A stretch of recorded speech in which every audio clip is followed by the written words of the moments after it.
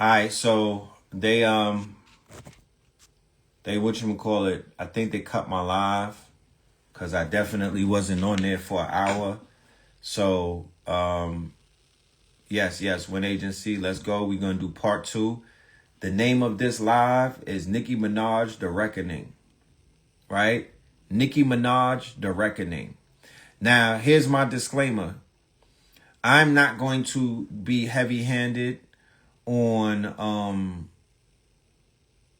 on our women, right? I'm gonna leave this. I'm gonna just single this out to Nicki, y'all. I'm not gonna use because some people are using this as a broad brush to go after women in particular. I am not gonna do that. What I'm gonna do is the reckoning of Nicki Minaj, right? There needs to be a conversation that needs to be had, right? Unapologetically, we don't need to meet. We don't need to cut no corners on this conversation. We need to have a real conversation. And I would prefer that the audience, that we communicate, that we engage and whatnot, that we interact with each other and whatnot. I don't know everything. I am not up here on some beating on my chest, masculine, punching down. And I'm not going to do that. But what I am going to say is that the Nicki Minaj situation is way deeper than what we think it is. Send me the request, Winagency. I'm gonna bring you back in. The Nicki Minaj situation, to me, it has so many layers to it. First of all, the layer that I would have to point out that really bothers me is that I'm re-examining her slights against Rosa Parks and her slight against Malcolm X. She had a music. She had a cover for a single called "Looking Ass Nigga," right? They had came out and what, right? What up? What up? And then after that, she said something in her rhymes about Rosa Parks in the back of the bus. Now, when it initially happened, people were kind of like laughing it off and then like, yeah, that's just bars and whatnot. You know, that she's just bringing that up. You know what I'm talking about? That's just, that's just her use that, Rosa Parks rhymes with closing arc. You know what I mean? And people let that shit fly.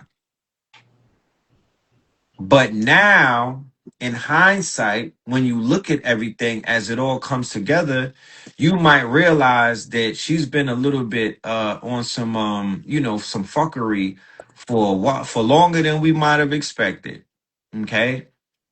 But that's not the reckoning, ladies and gentlemen. First of all, Sister Win Agency, how you doing? Hey, how you doing?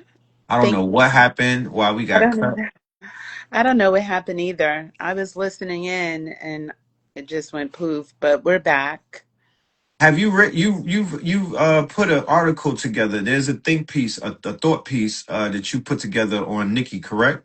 Yes. So I did write about um her entering into the political game, especially when it came to the United Nations and her speech.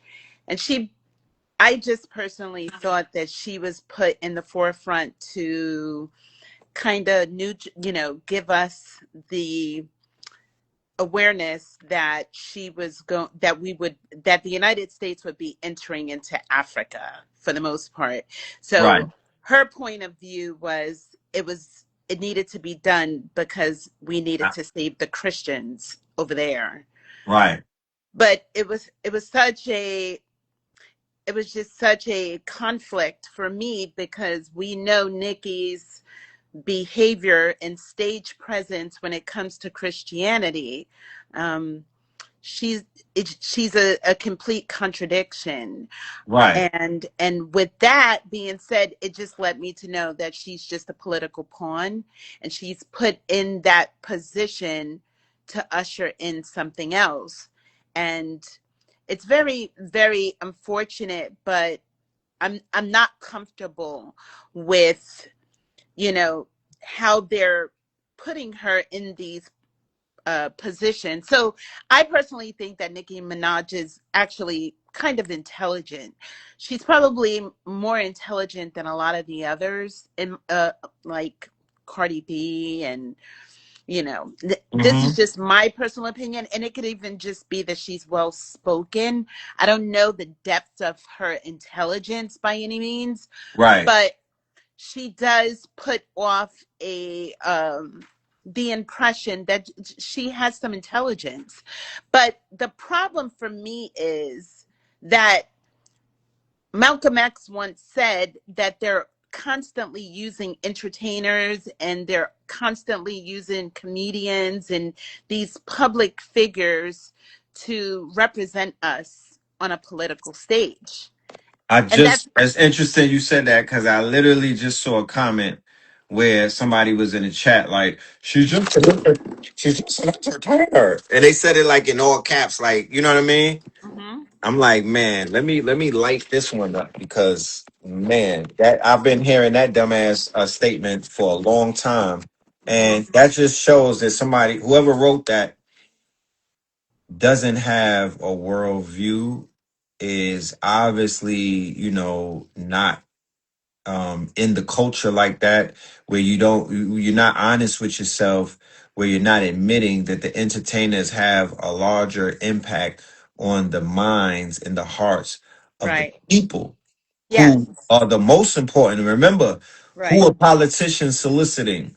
Who is the media Correct. soliciting? Correct. Who is everybody talking to? It's the people.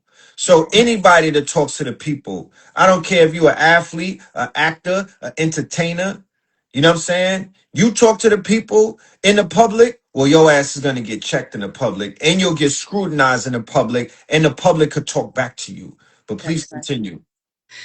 So what makes it so much different than it was back in the civil rights movement era is this thing called a two-way communication paradigm. So Right. they would be able to say what they had to say and people would have to sit with those statements. But now with social media, people are able, like you just said, to To be able engage. to engage and to say, what their point of view is. But I think that it's time that we begin to start holding everybody accountable for this irresponsible behavior and this reckless behavior that is not only demoralizing our art forms, but it's also demoralizing our culture and our youth, and even our unfortunately, a lot of grown adults are still acting like young people when we're in a war right now and we're in a battlefield for the mind. We got to wake up. It's just no Look, more. the It's no ones more time. who the people who have let me down the most are the old folks. Right. They Yeah, the ones that my right. generation, your generation, we dropped the ball because we were too consumed with MTV. We wasn't really understanding the exploitation that was happening. And I have a lot of faith in the younger generation because they are paying attention. Right. And I think that You that's part stuck. of the reason why you and I sitting up here as the elders now, it's our duty, it's our responsibility to engage the young people in these conversations. Right. Um, I'm born in 75. I Mhm. just did an event Saturday, Sunday with two brothers that were born in 65. Right. Mhm. Mhm. My father, he's like a boomer, right? My Mhm. dad is a boomer. He's born in Mhm. like the 50s, I believe 57 maybe, Mhm. right? Mhm. Um, I'm not gonna throw his generation necessarily under the bus Mhm. because they're not the ones in their third childhood. My dad is 70 something. He's still acting like a 70-year-old. He's functioning as a 70-year-old, right? So Right. his generation, the boomers and whatnot, even though we may have the critiques against them, they've been through a lot. They've been through a lot. They've been through Vietnam. They've been through crack. They've been through heroin. They've been through Jim Crow. They've been through a lot, and some of them persevered. So I'm not necessarily looking at them because they're not necessarily in their third childhood. But the 60-year-olds, And the 50-year Oh olds. my goodness. Right. For the ones who are not in their third childhood, cool. I'm not talking to you respectfully. Mm-hmm. But there's an issue that we're having with our quote unquote elder generations where they don't want to fucking grow up. Mm-hmm. They don't have the mentality. They don't even have they're not to be honest with you, the 6 year olds of my father's age versus the when my dad was 60 versus the 60 year olds of today, nowhere near the same. They can't compare. And even though, like I said, my dad and them and my mom's, they are still more old school, so there's an attachment to the generation that preceded them. They were even more anchored into family values. They were more anchored into production. What does Right. that mean? They were doing shit every day. They were doing shit. They wasn't doing shit for white people. They were doing shit. So the younger generation who grew up, well, my dad and them was the generation that got into corporate and they got let in after civil rights and they got absorbed into the Fortune 500. They got absorbed into the system.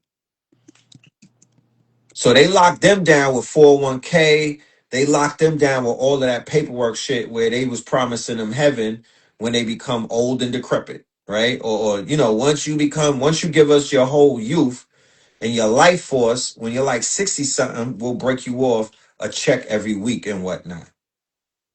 So they fell for that shit. But what's the excuse of people my age and the ones that are 6 years old trying to act like Cardi B, trying to emulate Nicki Minaj with pink wigs and whatnot, running around with getting their bodies done at 50 and 60, right? In the club, chasing YNs, right? Committing acts of statutory, yeah, this is soft shoe statutory. We have 6 year old women, right? Fawning over 20 year olds online. Like, what is that? Nothing to take away from that, but it wouldn't be like that if they were not listening to fucking teenagers rapping. It would not be like that if they were not indulging themselves in the Zeus Network and reality television. It would not be like that if they did not let go of their motherfucking childhood and they accepted the fate that, I'm going to get a man that's equally yoked.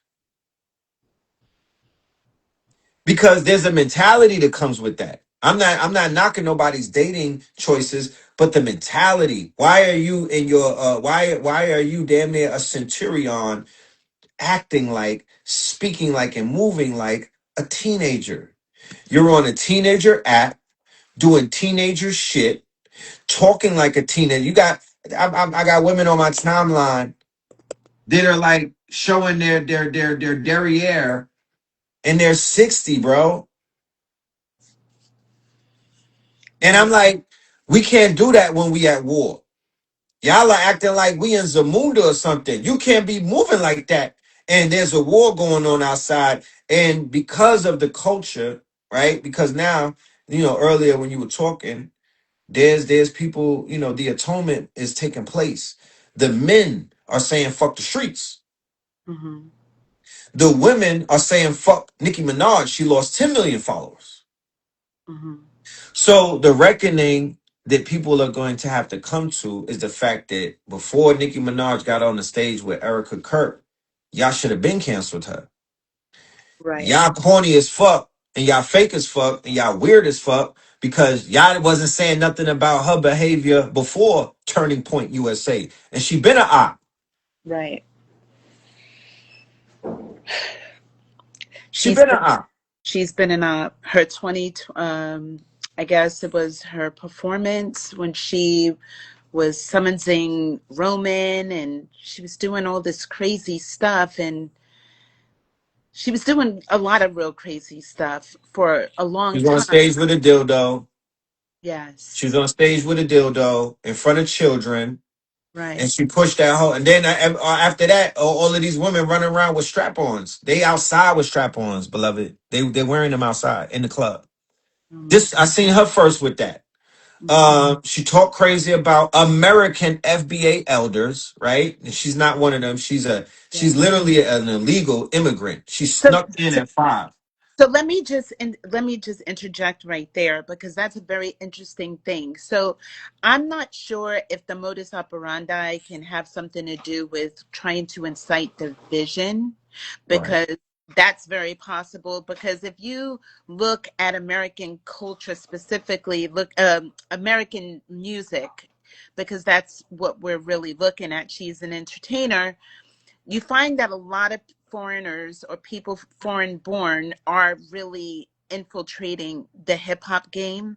And I say people like Nicki Minaj, and I say people like Mona Scott, because Mona Scott did a great deal of damage to hip hop with Love and Hip Hop and the exploitation Horrible. and Horrible. the representation of us, and considering that the majority of those people, the cast, were not even a part of hip hop.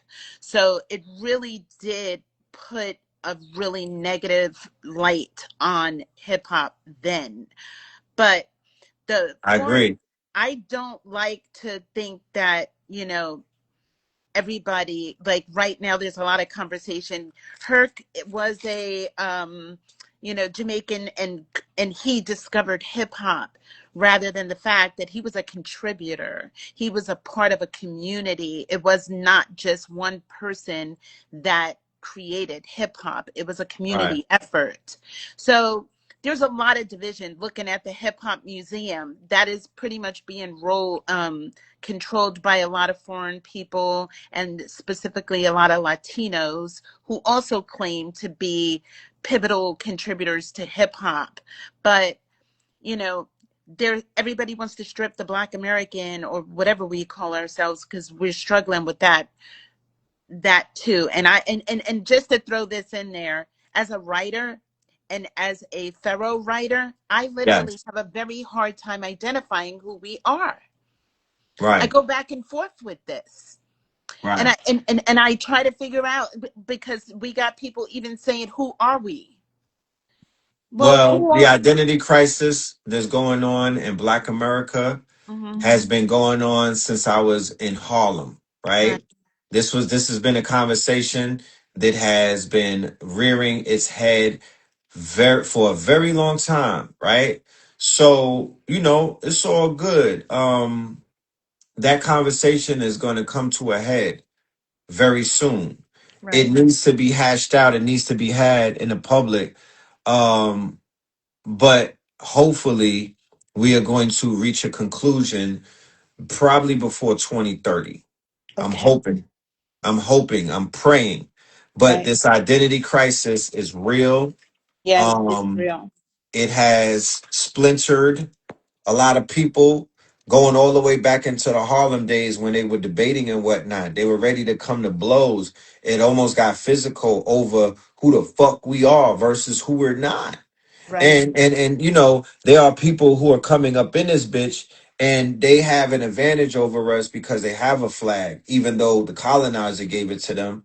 They You know have what a I'm saying? flag, they have a language, they claim to have a culture, they have, a homeland. So these are the parts of who we are that we really need to begin to help our young people feel a sense of pride. Because as an educator for myself, literally every Right. time Black History Month, all we ever talked about was the slave ships. And that's not the true history. We need to make our young people feel proud of who they are, first and foremost. Right. I think So to we're start doing there. that. Yeah. We're doing that. That's being done. Yes. It's being done. Yes. You Yes. know, it's not being done on a wide enough scale. But not only is it being done, every day new tools are coming about so Right. we could be the best storytellers that we see ourselves as. We got the stories. Right. We've been in class getting the stories. Look, I got the books with the stories. I got the stories. You know what I'm talking about? I Yeah. got the stories. I done turned all of my notes into a notebook.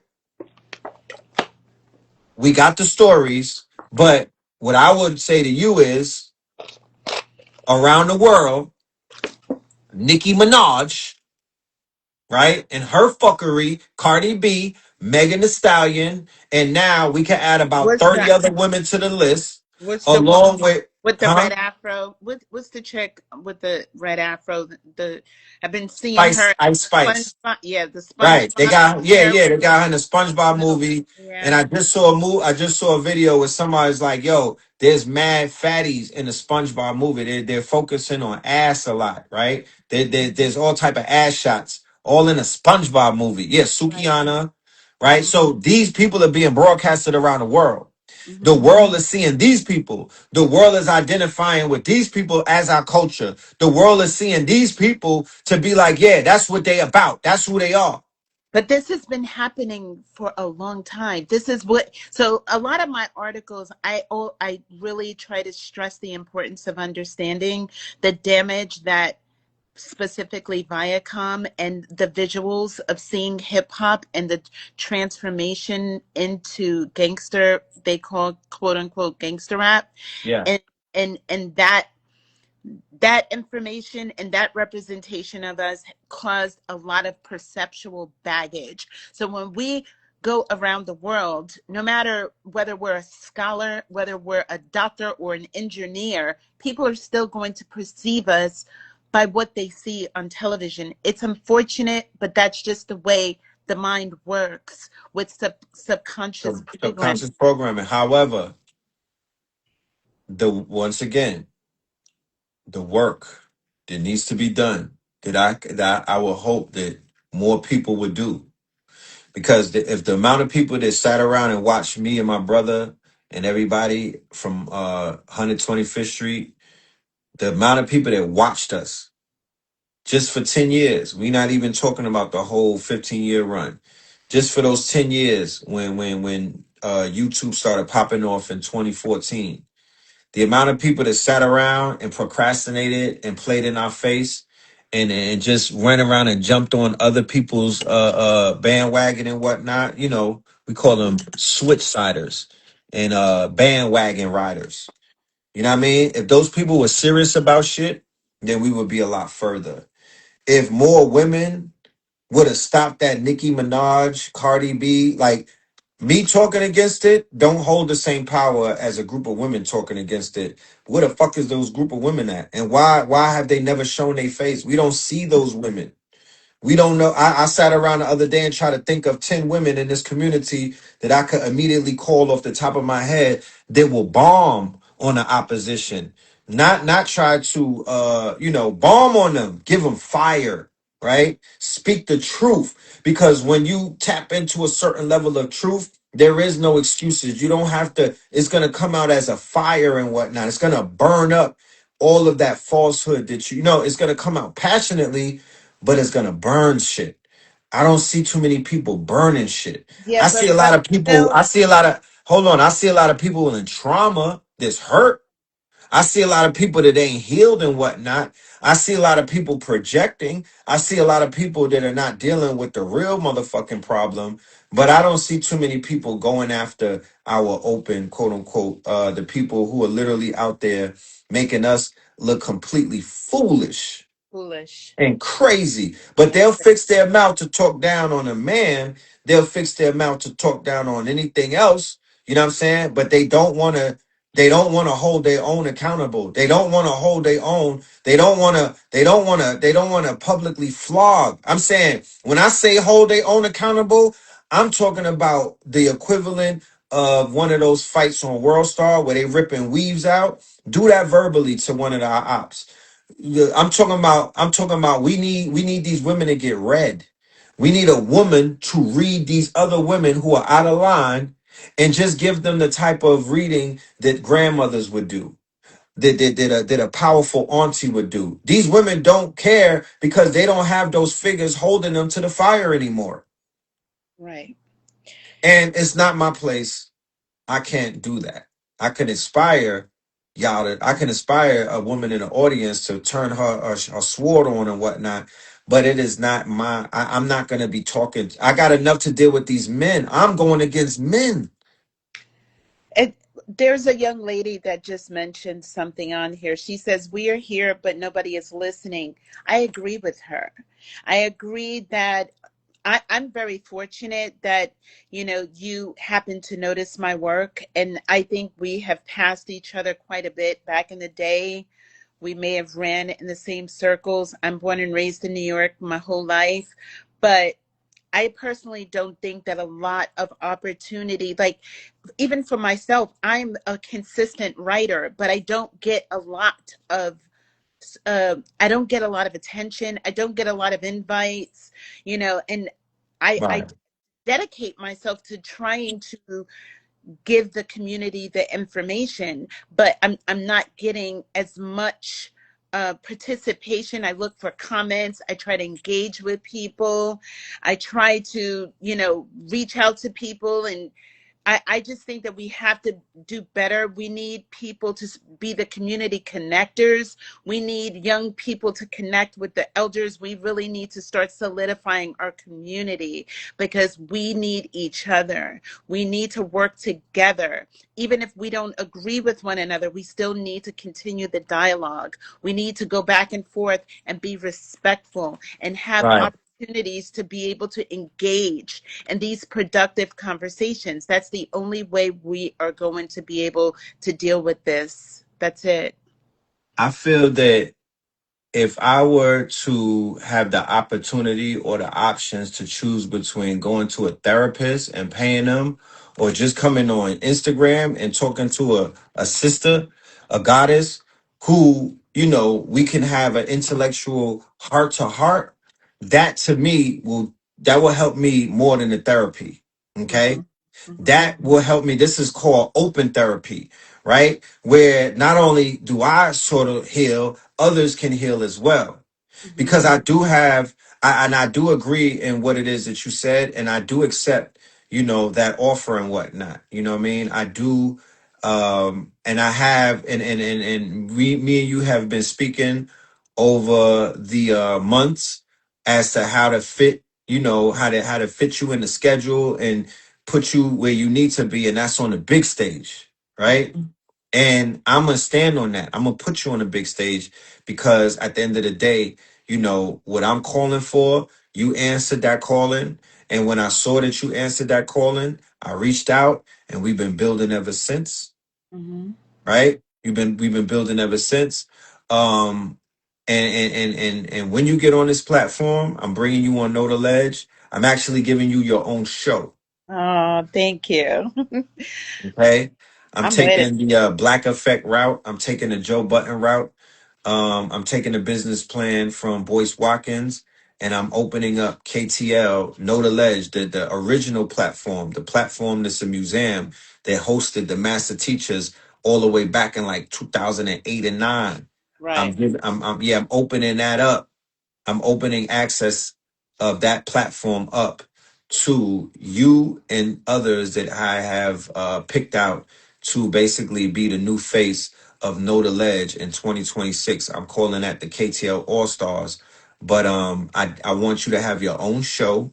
I want you to have your own platform. I want you to be able to blow up your Substack and turn that into documentaries and video essays and whatnot, Mm-hmm. because at the end of the day, yes, you are truly absolutely correct. We have to be able to reward one another when we are doing what it is that needs to be done. So if nobody is reaching out and appreciating us for doing what it is that we do, you are absolutely correct. We would be like, shit, my talents might be needed somewhere else, and then commence to move around because Right. engagement is very imperative, especially when you dealing with the matrix. I'm on the phone. And it ain't like it's not like we're in school together. We're not in physical presence. So you can engage with somebody by just asking them a question if they right there. But you're on the phone. So it's even more important that people show you appreciation, show you the respect, and be like, yo, I got an opportunity for you. Mm-hmm. So I got an opportunity for you. I want you to bring your talents over to Know the Ledge so we could begin the conversations and we could begin the healing and we could balance some things out, you know? And I am truly grateful and I accept your invitation because I feel that I love my people. I love the young the youth. I'm committed, and you know, my own children will tell you I've always been that person to challenge them with education. Like, I educated my kids myself. Um, I just feel that we need to collectively lend ourselves to others. I'm willing to have 20 young people that I can mentor and work with, and work with them and help them and build them up. Like, that's where I'm at in my life. You know, Beautiful. I want to mentor young people so that we can create gemologists and meteorologists, and teach them, and fund them to travel the world so that they can be the movers and shakers, and make deals for our community, so we can begin to build land, buy land, and do things that's really going to build us. Right. Like, we Absolutely need to correct. put these entertainers on ice. And somebody said, bring shame back. I agree with him. I don't know, Hell yeah. but we need to shame them, because this behavior is unacceptable, and there's a lot of them. It is a lot. But what I realized and what this year showed me in so many clear ways is that you cut the head off the snake. Yeah. The head of the snake, once the head of the snake comes off, then the snake dies. Yeah. Right? So there have been many heads of snakes. You know, they got heads of state, then they got heads of snakes, right? Hmm. And the heads of snakes that I can identify from this year and whatnot would be the biggest snake is Diddy. That's the head that got cut, right? So with Diddy being cut, with that snake, with the head of that snake being cut, you're gonna begin to see other people fall apart, right? That was attached to that snake. So people who are attached to quote unquote anybody that's attached to Diddy is toxic right now. Like I'm scared to run into my nigga Groovy Lou. You know Groovy. Yeah. Yeah, Groovy was around Diddy too much. I don't even know what to say to him when I see him. Cause it's toxic. Right, it is. But Diddy wasn't alone. And this and But hold on. yeah. Go ahead. I'm sorry. Go ahead. No, don't be. It's fine. He's the head of the snake though. And he wasn't the head of the because of course Clive and them and there were people more powerful than him. But the snake that I'm talking about is the hip hop ink snake. The commercialization is all about the Benjamin snake. Yeah. The materialism, money holes over the That was one of the articles that I don't even know if you read my most recent article I talking did. about the New York moguls. I did. I have Oh, to you did. finish it though. I have to Oh, finish it. Yes. But but excellent breakdown. Henceforth, why I want these articles on that platform. I'll even read them if you want me to read them. I don't know if you like. Do you like reading your articles? I don't mind. It doesn't bother me. I just need y'all to. I need us to start having discussions, and it Well, does. that's what we'll be doing. This And what the I'm show. yeah, I'm I'm sorry. not saying that my writing is the truth in all aspects. It's just my truth. Oh And nah, yeah. I'm open to people disagreeing with me, because that's how we build. That is Because how we build, right? this is my interpretation. Everybody has their, and there's a lot that comes into play when it comes to interpretation. Your lived experiences, your beliefs, a whole psychological makeup comes into play when a person interprets information. So Fact.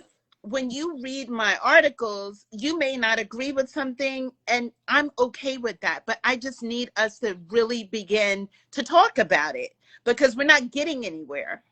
Right. So this what I'm proposing, and I feel that this will have a greater impact if we build the shows on a platform around the articles. Hmm.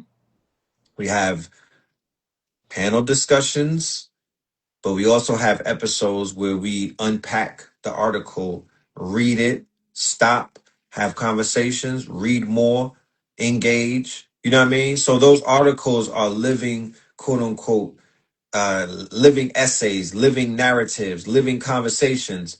We're just bringing it to a new medium. Right. Yeah, we're just bringing it to a new medium. So once again, yes, I'm elated. I can't wait. You know what I mean? We're gonna have great convos, and we're gonna talk about some great topics. I feel, and we'll be able to, wake some people up, open up some eyes and whatnot. Absolutely. I'm in. You could count me in for that. But I just definitely look at Diddy a little bit different than, like, I really didn't like everybody is applauding 50, but I'm seeing 50 as a circus leader, like as a ringleader. Yeah, I, talk about it. I think he's like a ringleader. Like if we understand what a ringleader's job is in a circus, Right, we will understand what his job is here. right, And we need to, despite him being funny, and I'm going to give him a lot of credit because what I think that he does things well.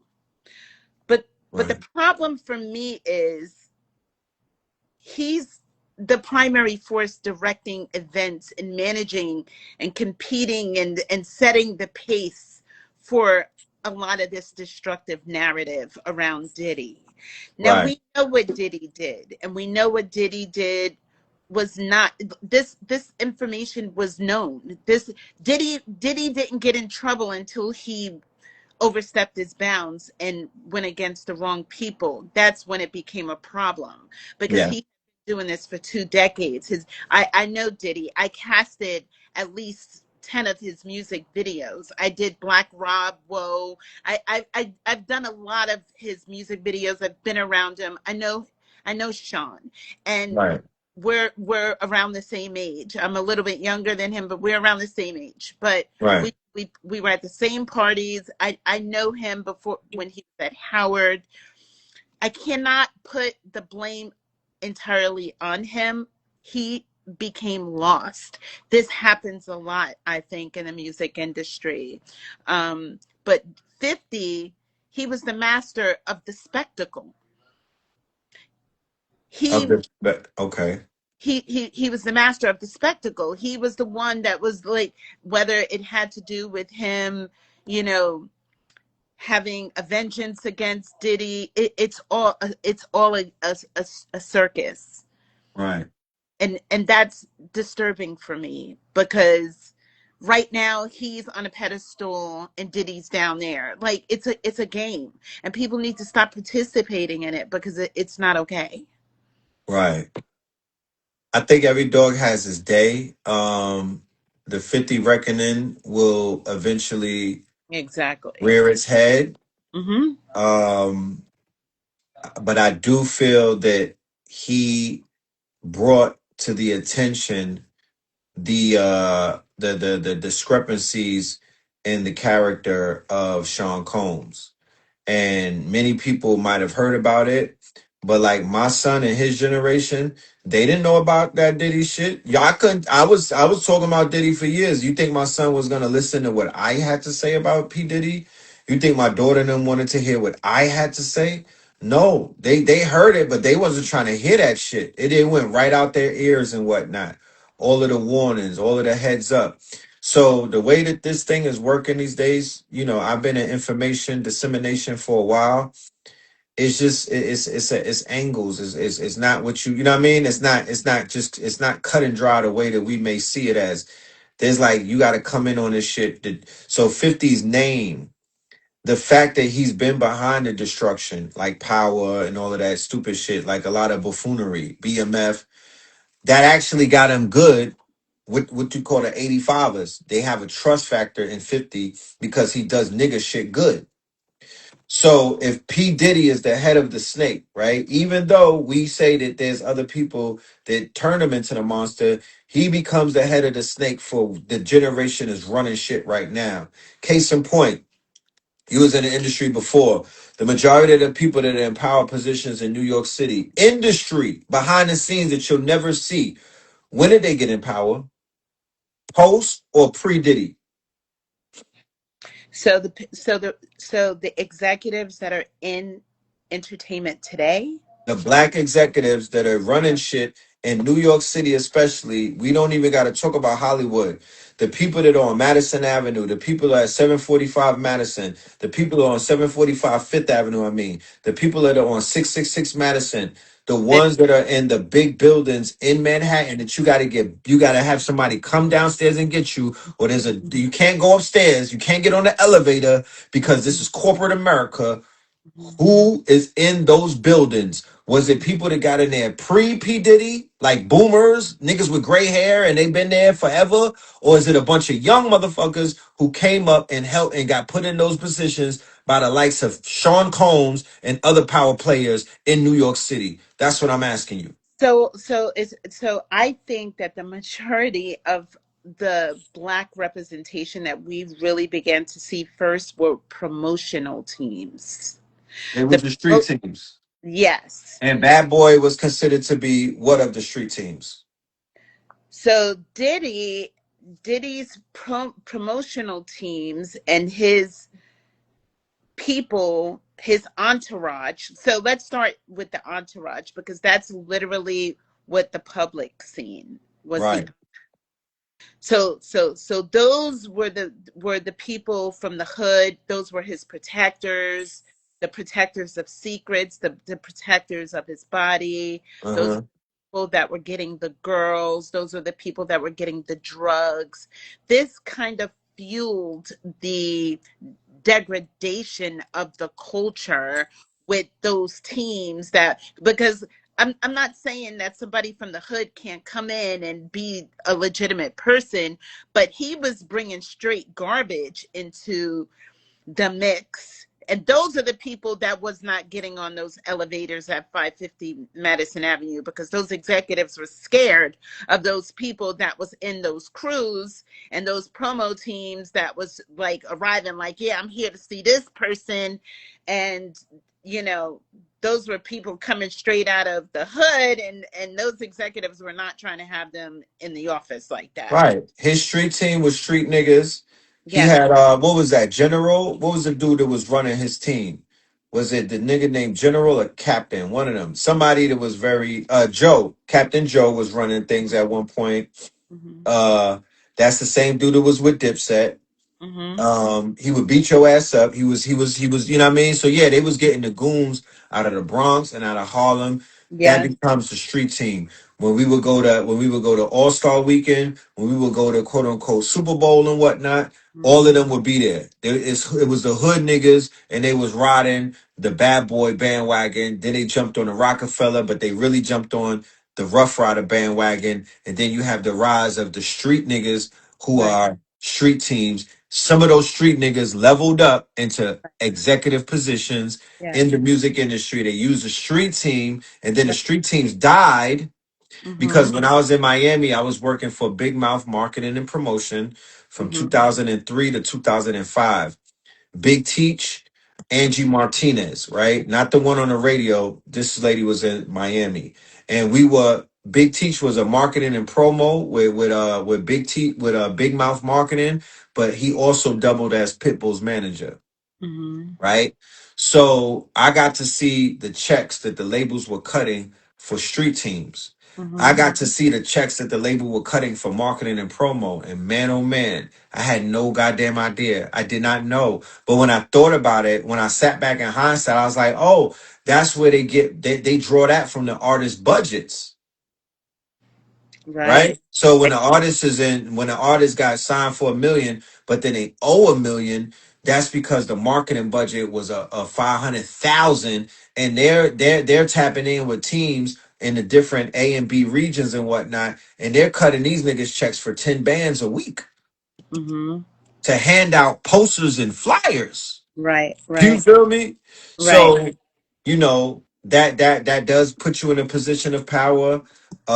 My dude Teach, he literally was like the mayor out there at one point, just But based but off of but Phil, I'm sorry to interrupt you, but so that was also kind of what ushered in these fights at clubs and yeah, brutal beatings and yeah. fighting and people getting robbed and this Um, ushered in an entire paradigm of, you know, the, very brutal side of hip hop that became what the, because Page Six and the Post and all these newspapers and Set TMZ, up for all that.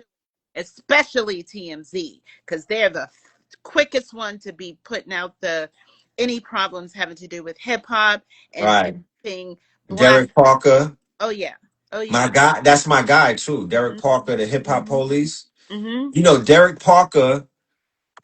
Derek was a security guard mhm. at Club Cheetahs. Oh shit. Derek Parker was at Derek Parker and Glenn is a white boy named Glenn. Yeah. Nobody knew that this was the head of the hip hop. I want you to understand what the fuck they were doing with us. No, you couldn't pay me $1 million to tell me that this nigga Derek, who would smoke blunts with us, Derek was standing there when people was talking about bodies and all type of stuff. You couldn't tell me. You couldn't say he was in the hip hop police. I would be like, all right, he's trying to get his check. But when they said that he was the head of the hip hop police, that's Mhm, when I knew that nothing was real. I said, Derek, you mean the bouncer? He's not the police. He's not even tough enough to be the police. mhm, Lo and behold, Derek Parker was the head of the hip hop police the whole time and had dossiers on everybody mhm, because nobody knew that he was that. No, no, you know what I mean? Everybody was comfortable around him because he blended in so much that mhm. who would have known? Who would have thought? So, for the people in the audience, I just want to give you a disclaimer. We're talking about late 90s, early 2000s.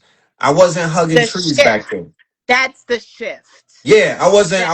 I was in the streets, my nigga. I was in the industries. I was in the streets. Yeah, Like that in the shift. streets. I was in the street and I was streets. I wasn't, and I was going to lectures, but I was not on a lecture state of mind like that. I would turn that on when the lecture would, like, if there's a lecture on Sunday, I wake up on Sunday like niggas wake up for in church. I'm in a lecture state of mind. Then after the lecture, I might go home and let it download and everything. But this is when I was plugged in and that was a part of my life. So I'm Right. just throwing that out there. But yeah, Yeah. Derek is he's an interesting character.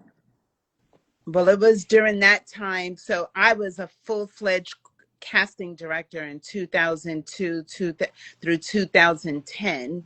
And I was so I probably casted about 100 music videos in my career.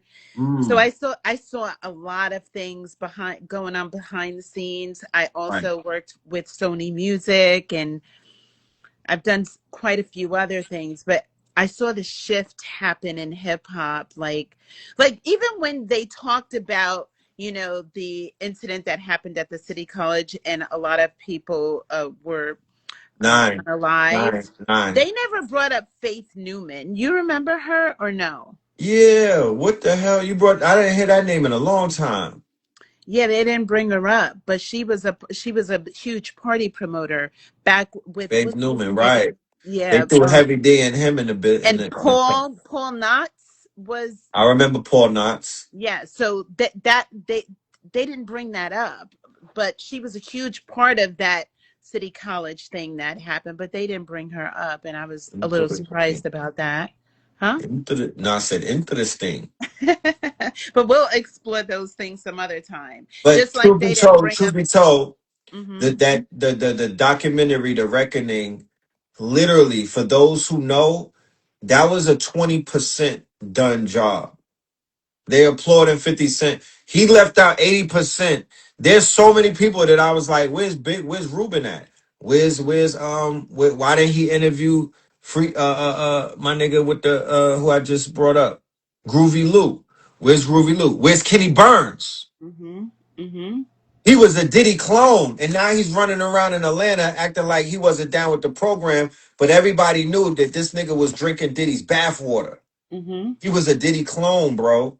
Hmm. So that be my main thing. All of the people who the internet don't know. See, the internet don't be knowing about people who, when they before they move to whatever state they live in, because a lot of New York dudes voluntarily deported themselves from New York went Yeah. somewhere else and recreated themselves and Right. start telling all type of different stories like they Fat Joe.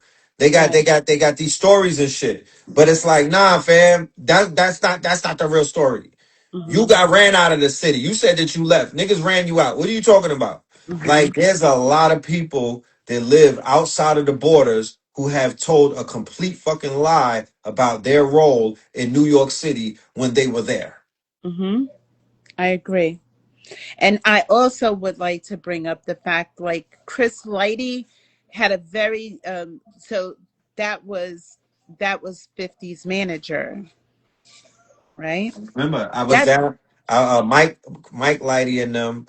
I worked with a franchise, the group with Gravy, Red mhm. Cafe, and Q the Kid. So Mhm. Mike Lighty, they were down with Violator, and Mhm. Mike Light. That's the first time I went to Miami in 1998, and I was at the time of my life. It was the Lighties and whatnot. You know what I mean? They brought us out there, and what would we street team? Right. The franchise. We were the street Right. team.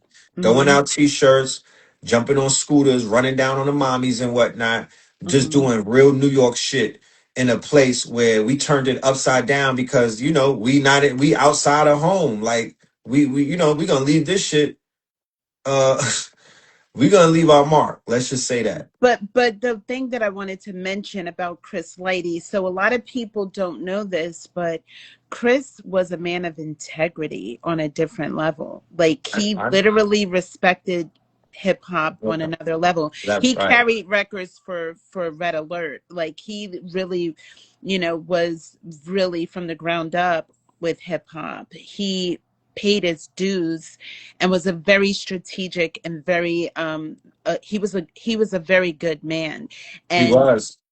He he was a was man of very honor. yes, and he was very smart.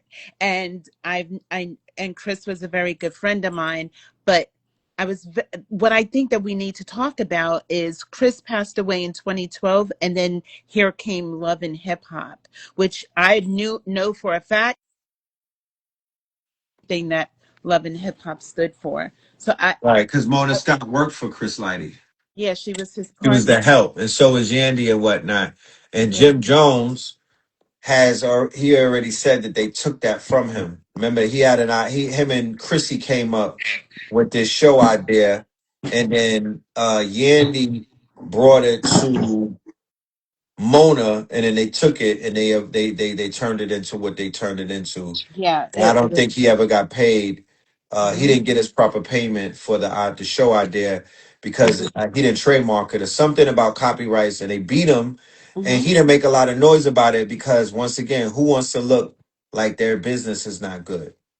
Yeah, well, Viacom is notorious for that. I was a producer over there as well. They are notorious for if you're an employee and you work for them, and I was a producer at VH1, they will take Yeah, your ideas because you are their employee and your intellectual property it's belongs there. to them.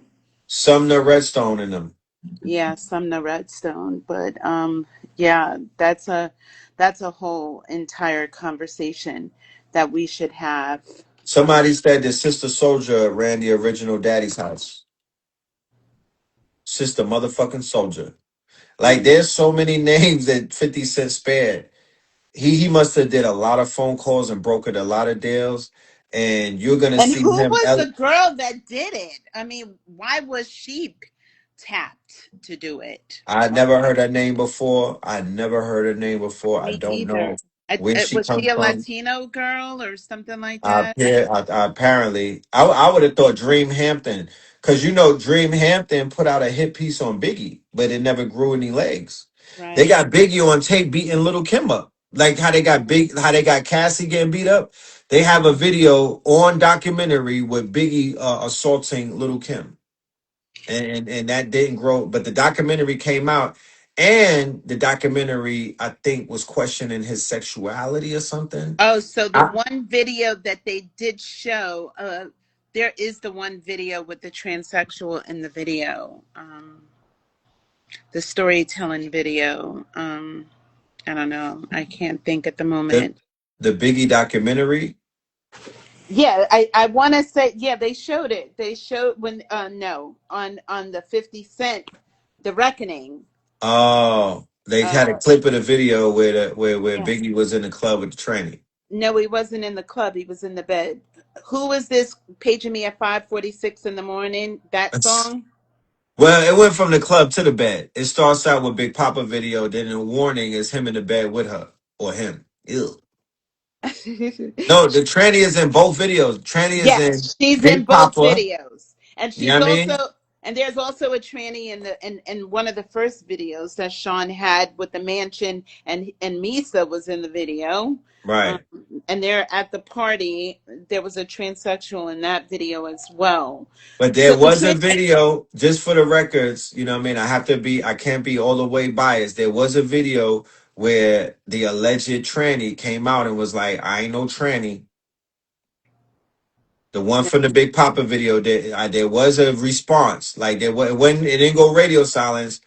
I don't no, know. the one that I'm talking about is absolutely without a doubt a transsexual, and if I'm not mistaken, I think she passed away or he passed mm, away. right. I'll send you information on that in another conversation, but Mm, I have facts on that. okay. Yeah, send me that, please, so I don't have to deal with the rebuttals. Hmm. But you know, the Diddy thing, I've seen other things shrivel up as a result of Diddy being knocked down. Drake getting knocked down, knocked the whole Atlanta down, right? They're just saying F the streets, but it really is the residue of the Kendrick battle. You feel me? It is watch the party die. It is the fact that you niggas was being colonized by Drake, and I call that, and now I, you know what I mean? That's what that is. It is the fact that Young Thug was on trial for, and then he got embarrassed because his mouth is running. He got potty mouth. You know that's why it's dead. It died because that the head of that snake for that era, right? Which would be another Scorpio, which was Aubrey Graham, Hmm. who picked up the. I'm not gonna say that he adopted the Diddy thing in its entirety. He basically picked up the Diddy thing and did whatever he had to do with it based off of who he is, with you know what I mean, how his alignment is. But you know, the Diddy thing more so than the Aubrey thing because there is no Aubrey Graham without a Diddy influence. You know what I'm talking Right, about? There is right, no Sean Carter without a Sean Combs influence. He set the table for the quote unquote shiny suit era. This right, the 7 day party, not the right. 2 day party, because we was partying. There was clubs all of the time, and you know gangsters would probably party every night, but the average person was going out on the weekends. Hmm. All of this 7 day shit that comes from the tunnel era. That comes from that Diddy era. That's the shiny suit thing. The designer wearing designer head to toe. You know, Misogyny, violence, uh, drug uh, use, drug dealing. metrosexuality, Yes. you know, tricking women, tricking, women selling themselves. Once again, they was probably doing that on the West Coast. I'm not from the West Coast, so I did not see my women selling themselves wholesale in New York City up until I would say like late 2000s. Well, I'm going to interject on that part Please and do, because you you. was outside when I wasn't. So I think that unfortunately, a lot of women were, that strip club culture really started to blow up around that time as well. What You know, time exactly? I'm talking about like 98, like probably around 90, like literally around the late 90s, the Right. stripper culture, because as a casting director I used to get a lot of the strippers that were being prioritized over regular models sometimes, A lot and of a lot of rappers. them were willing to compromise themselves for their 15 minutes of fame. And I personally, working with the producer and the director, have, would see the compromising happening. Um, Right. that wasn't something that I was a part of, but I know that it was happening, and some more than others. But that So that is this the also goes superhead back to. era? I'm sorry. Is this the superhead era? Um, Because we can't skip the Vixen era. yeah, the The video Vixen era precedes the stripper era. The yeah, stripper era comes in with BMF, and that's like yeah, '05. So yeah, I was going to like Sue's Rendezvous. You right, feel me? Like I would yeah, go to they I remember we drove to Hunts Point and shit like right. that when we were like Street 16. Walker, We was right, going to, you know what I mean? Like it was a yeah, novelty. yes, It was a novelty. 42nd Street had all of the smut. You know what I mean? Young kids right, to let their nuts hang at night. 42nd Street, you go into the little thing with you put the dollar in and you watch the videos. Cool, whatever. exactly, exactly. Yeah, They you had topless strip clubs in New York City like Sue's Rendezvous, no box. I used right, to go to one in Brooklyn where I would be in there with Hasidic people because it was over by the water, by Bay Ridge. right. Very in the cut. I'm talking about all the way out there. I'm in there with Goldilocks Jews. Hmm. So you know it wasn't no in the middle of the, you know what I mean? You know it was super in the cut because they not even supposed to be in there. Hmm. So the whole So video hold on, vixen hold on. thing, okay. You had clubs like Biltmore Ballroom. You Hmm. had clubs like and this is Brooklyn. They would bring the porn stars in. Hmm. I literally have a pair of panties from Vanessa Del Rio. That's too much information, but I had shared that with the people before because she threw it in. She was Uh, throwing them. She was signing them and all type of stuff. You know, I'm like you were 17 and whatnot. partaking in the crazy too, so I Yes, get I it. was. I If you, told you, especially if you still got those panties. I do. That's a part of my childhood. Oh my I'm God. not ashamed of my childhood. As you should not be because you grew into a very smart man. So it's all good. I mean, some people are they stay stuck and they still be trying to chase those moments. But my point that I'm making is that the video vixen era definitely was when a lot of the morals began to loosen up, especially for women. It became a real competition for women to compete to be in these music videos, and they were willing to do whatever it was to get in these videos. Yes, they would. I was dating a video vixen in '03.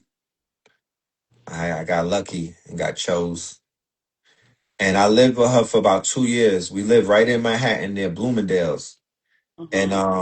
I got exposed to the inner world of the quote unquote video vixens by being with her. Hmm. You know, it opened up my eyes. I seen some things. I heard some things. I was exposed to some things. And it Hmm. was like, okay, this what we doing? All right, no judgment. Right. Right. But this is what we doing now. Okay. So, like you were saying earlier, the Vixen era, it coincide with the reality show era. So the show that I'm speaking most importantly that kind of like fucked things up was Flavor of Love with Hmm. with coincidentally, right? It would be the man from Public Enemy, who's Hmm. also one of the pioneering groups Absolutely. who started a lot of people who are revolutionary and whatnot in their heart. This was their heroes. Hmm. Even though Flav was a buffoon, he was sandwiched between two quote unquote conscious men, and that was almost a direct snapshot of what the streets look like. Well, he was the one that was glorified to the world and presented as that this is what enemy represents. So it is a strategic move by those media makers to find a way to buffoon something that should have been taken more seriously because our art form what it came out of resistance and revolution. We had the opportunity to go one direction, but the stage was set for the buffoonery. And that's where the culture makers decided that the buffoonery there was a saying and I think we've all heard it: sex and violence sells. We bought Right. it and they told us that that is what is going to sell and we fell for it even though those nobody else's images were being distorted like ours. We were just going along with it, and the representations that they were using to put out to the world, we went along and we was shucking and jiving with it because as they if were it was paying okay. you, right? Because you were being paid. You were being that when people talking about selling out, that's what that is. Mhm. No disrespect to anybody, but selling out is exactly what you described. You knew that it was wrong. You knew that there was something that wasn't right, but you still did it anyway because they were throwing shillings at our people, right? So I'm gonna give you the perspective of a teenager when Flavor Flav came out, right? Because once again, we knew what a buffoon was. We understood what they call coonery was, but because we were entrenched in a certain type of street element, the first person that we saw was Flavor Flav. Being, and then we saw Chuck D and related to him. But who brought us to Chuck? Flavor did. The clock did. The crackhead dance did. We saw more in Flavor Flav than we saw in Griff and in Chuck D. Griff was cool because the S1Ws had Uzis and whatnot, and they were doing synchronized steppings and shit like that. Niggas like that. It's militant. Yes. Flavor Flav was let's have fun. He's chaos magic. He's super melanated and he's just chaos. Anyway, fast forward to his reality show when he started calling those girls names. What is New York? And these girls had the aesthetics of quote unquote adult stars. We never saw that before on TV. Adult stars at some point had their own look that nobody else could emulate. The streetwalkers and the adult stars had their own look. They had their own fashion. They would shop in stores that were not in the mall.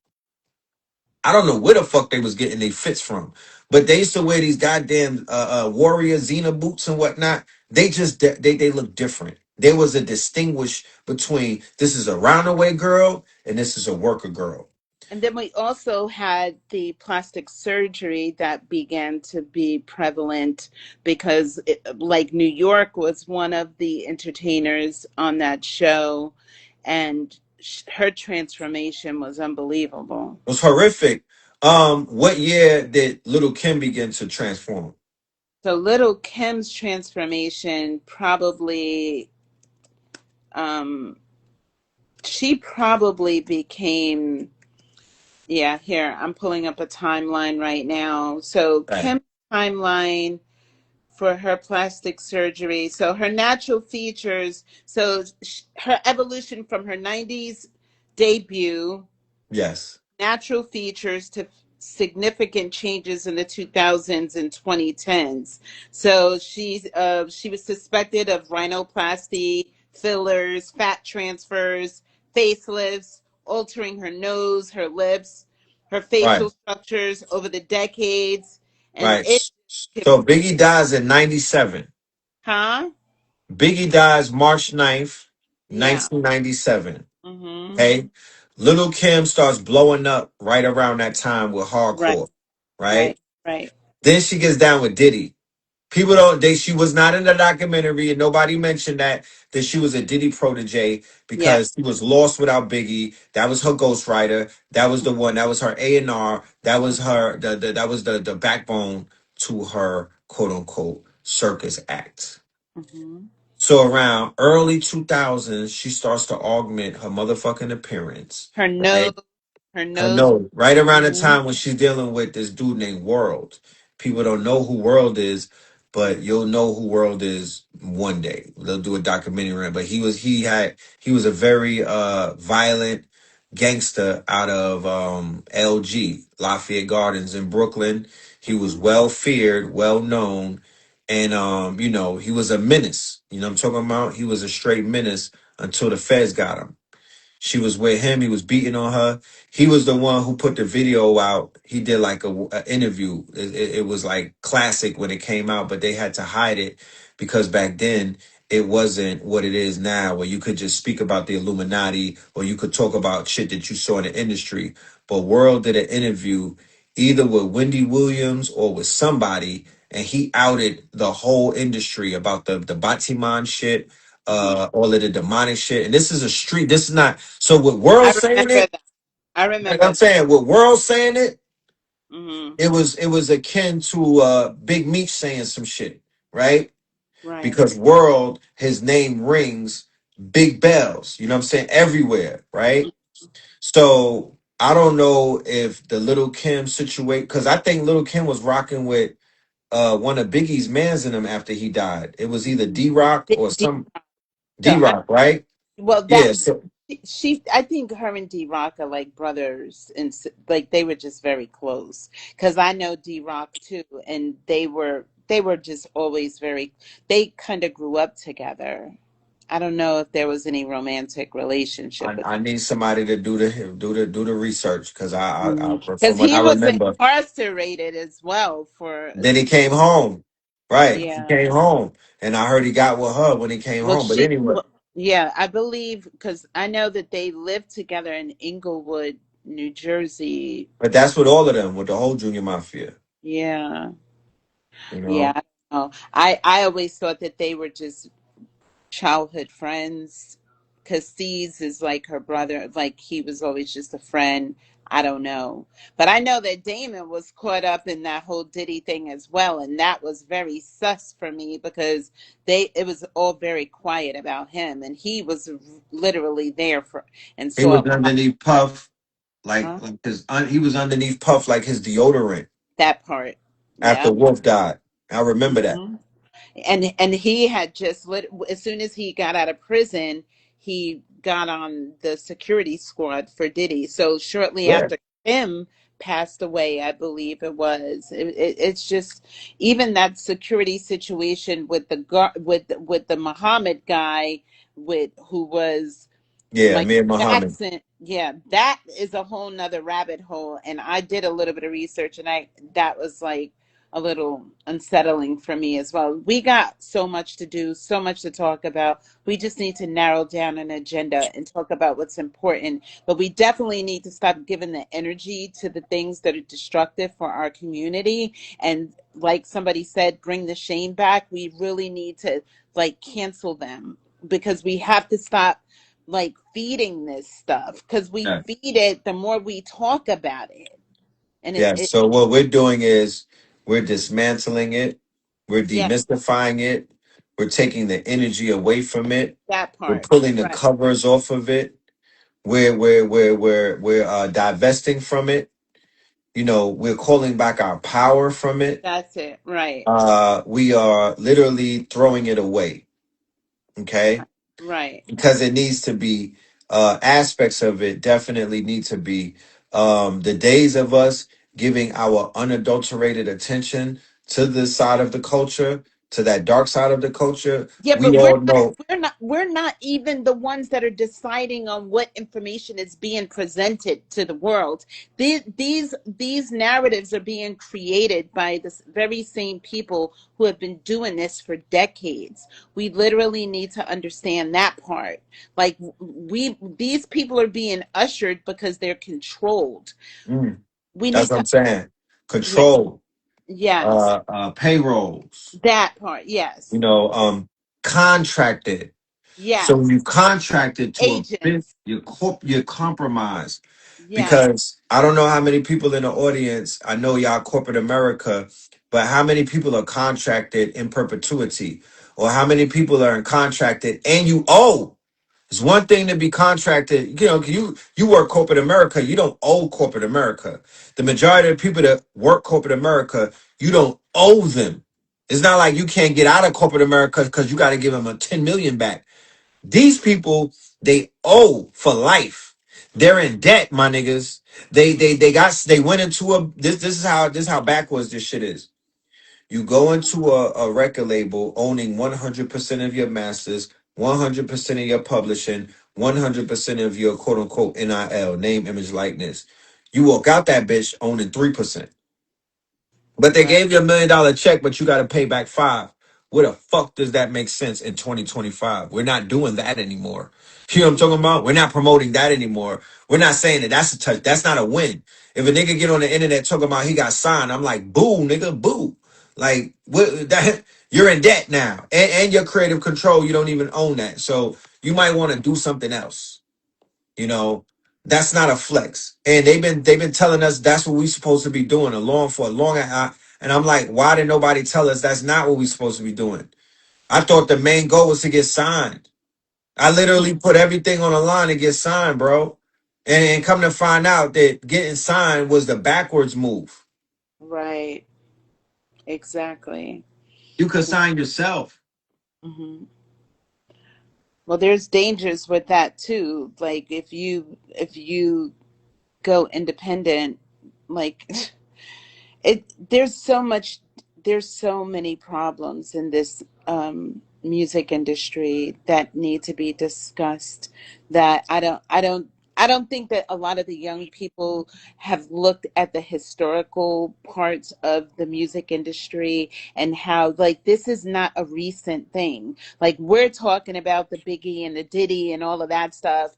This stuff goes back, like way back, like in the early 1900s. These are repeating things. These same Recurring episodes were, themes. Right. yes, Recurring themes. these recurring incidents have happened, like in the 1920s and the 1930s. I can give you artists for every decade that have lost their lives, and their music has been taken by corporate entities, and there's been exploitation, and there has been scandal, and this is not new. Like, this has been going on. For We sure. need to understand that part first. But, this is the scandal of our time, and we're just going along with it. Well, going back to what I was saying before we exit this stage, this is head of snake activity. If you were to go to war, you would want to kill the king or the chief before the rest of the foot soldiers. If you were to play the game of chess, you want to take out the queen and whatnot and the king so you can advance in Hmm. your quote unquote victory.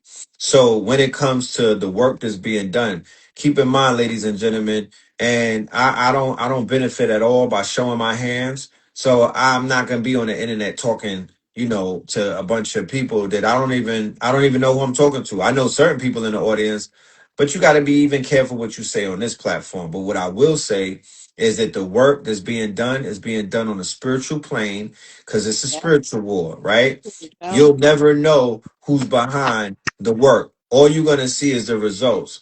But understand and make no mistake about it, ladies and gentlemen, these people are getting clipped from the spiritual realm. I don't care how it looks on the surface where you got white folks coming after them and whatnot. It's still spiritual. They still are being cooked in a pot. You feel me? And when you go after somebody with a spiritual war and whatnot, you want to take out the head dragon or the head warlocks, right? So the grand dragons, right, are Clive Davis and some of those Jewish people. Those are the grand dragons. Those are the grand dragons. Those are the ones who those are the real grand dragons. However, however, they're minions, right? The ones who they've activated to work in their behalf, those are the heads of the snakes that we have to take out because those got to go before we even talk about setting it off on old ass Clive Davis and whatnot. He on the way out anyway, but he needs to get a checkup before he leaves. He needs to know that wherever he's going to be going there with the conviction that melanated people who he's been living off of and he's been Yeah, pillaging, yeah, right? He yeah, needs to know Phyllis Hyman, Whitney yeah, Houston, and a yeah. bunch of people that your weird ass cross is gonna see you on the other side. I don't care what I don't give a fuck what side you going to. Whatever Mhm. side you going to, you gonna your ass with your club foot, your Keebler elf looking ass, you're going to run into the souls that you shattered. But before we even get to him, because you got to deal with the traitors first, right? Yeah, You got to yeah, deal with the traitors first. Go and read Frantz Fanon when he wrote the book about the uprising in Algeria. They knocked off the prostitutes and they knocked Right. off the pimps first. That's right. Okay? That's who they knocked off because the prostitutes who Nicki Minaj has convinced our women that it's okay to be, right? Because we could beat up on Cardi, but if Nicki was here first, Hmm. right?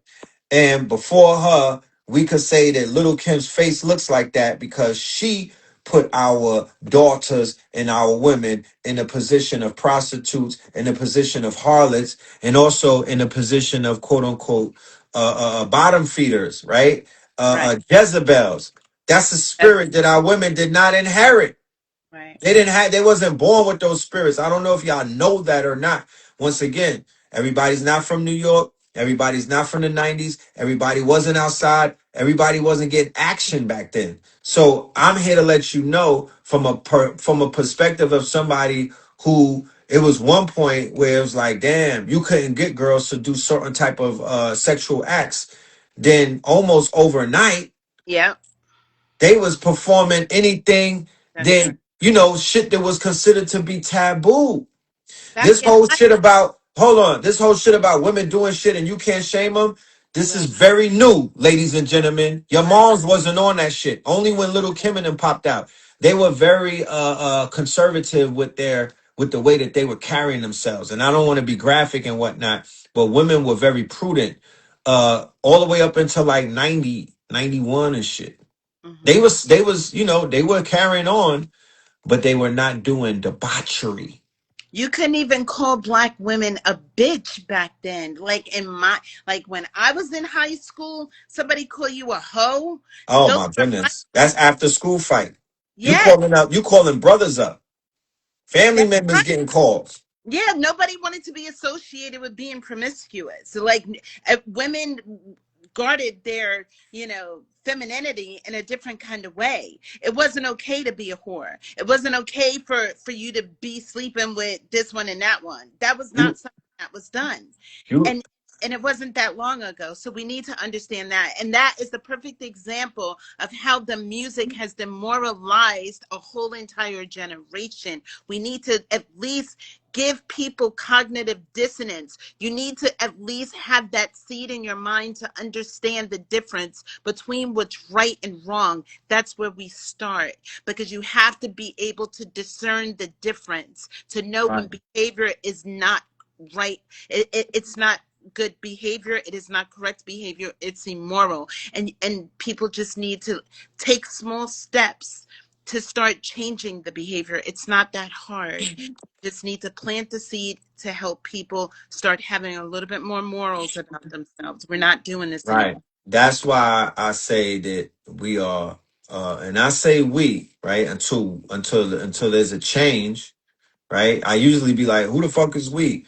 But I'll say that we as a culture, okay? We as a culture, we are in a very precarious time. We are at a crossroads right now. We are at a crossroad. This might be the most important motherfucking conversation that we should be having because it's sink or swim at this point. You Mm-hmm. cannot think about a stock. Can a stock function at its lowest? Can a stock function when it's in negative 100? You No. won't even they won't even keep you on the Fortune 500 or the New York Stock Exchange. They'll remove your ass.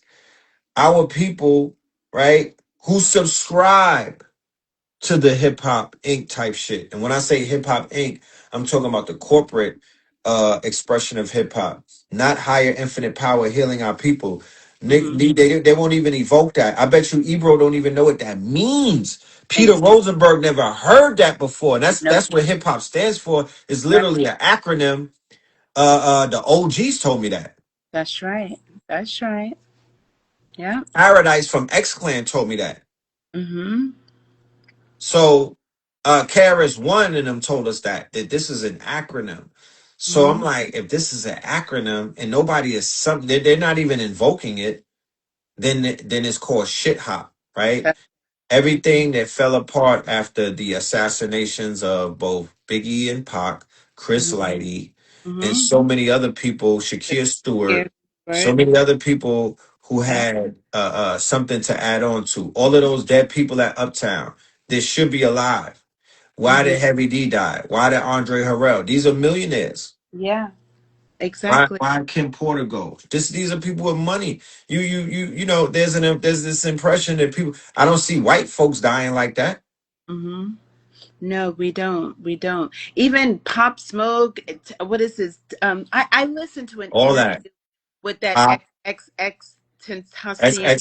Tentacion, Yeah, I listened to this young man. He the was a little. mess he was messianic. Yes. Messianic means what? That you can't judge people off of how they come out of Yeah. victory, how they present themselves. You're messianic when you change in front of the people. If you just came out as a backpack rapper, nobody's gonna see the change. They're not gonna respect it. You're almost non-relatable. But if Hmm. you come out on some NBA YoungBoy shit, and throughout the years we see you grow and evolve, and you mature, you become a parent, you become an adult, you break that third childhood curse. Yes, that's when you receive the quote unquote messianic status. That's when you elevate. The person who embodied that perfectly was Ermaeus, Nipsey Hussle. He was Hmm. literally turning into a messiah That's before our very own, a street messiah nonetheless, because once again, it's niggas that are not in the streets acting like they trying to be saved by niggas from the streets. We're not talking to you either. You're not even a part of the conversation. No disrespect, but everybody is not for everything. Everything is not for everybody. I'm talking about the streets. I'm talking about the trenches. I'm talking about hood niggas and their contemporaries. You know what I'm saying? That's who I'm speaking of. Those are the ones who I've seen the Messiah in more so than I might have seen the Messiah in people who are not from those walks of life. We also forgot DMX, but we know that Earl lived a very um, Earl was very special to me. I Very loved, special. yeah. So we did lose a lot. We like I think I did another article that did a breakdown of how many artists died over the past 40 years. It was a lot. It was like I want to say 52 was the number that I got. It was Scott LaRock. I think Scott LaRock was one of the first. Like I He was did a the break first. decades, huh? He was the first, and Trouble T. Roy was the second. Yes, yes. It was a lot. It was a lot, and I was very surprised when I did it. But we have to start having these discussions, and I'm really grateful that I jumped on this call because we have to do this. We don't really have a choice. We have to save our people, our young people. I'm living in South America at the moment. I'm teaching out here, and I have a lot Yes. of young students, and they love hip hop, and it's crazy because they definitely be emulating what they see on TV, and that just Henceforth, and oh, go ahead. so you know that I taught in Africa too. So I have had the opportunity to see because I just observe how they're behaving. This is I love what I'm doing, but it's also an opportunity for me to observe the influence that hip hop is having around the world. Right. So this is it's really interesting to see how they are depicting themselves and emulating the Black culture out of New Put it, York City. put it in 3 words. What it look like? Because you right there. What it look like in 3 words? So here in South America, I'm finding I can't put it into 3 words because everybody is not doing the same thing. Right. So so I do have different groups saying and do I have a conscious group of young students, and then I have another group that's real gangster, and then I have another group that's like storytellers, and so Right. there's a different group, but I will say that they are a lot more diversified in their storytelling. Everybody is not talking about the same thing. So that's a Right. good, and I'm really glad that I'm able to discuss with them how where hip hop began, what it started as, and how it has devolved over the years. And a lot of the students are very, very interested in the story of hip hop. So I'm trying to break the images that are being instilled in the people's mind. And if I'm able to do that by talking to these young people, then that's what I do because I'm trying to protect the art form around the world. Thank you so much. Mhm. That's so honorable. You feel me? I really appreciate that. Um, you know, yeah, yeah. And I respect it. And I feel that you stay with that and something beautiful and wonderful is gonna come out of that. You feel Yeah. me? Something magnificent is gonna evolve out of that. So I'm rooting for you. Um, Rooting for you too.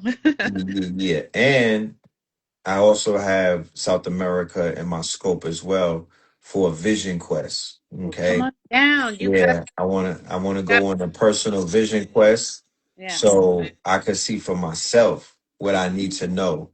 I know what I'm looking for, so I just have to move in that direction. You know what I'm saying?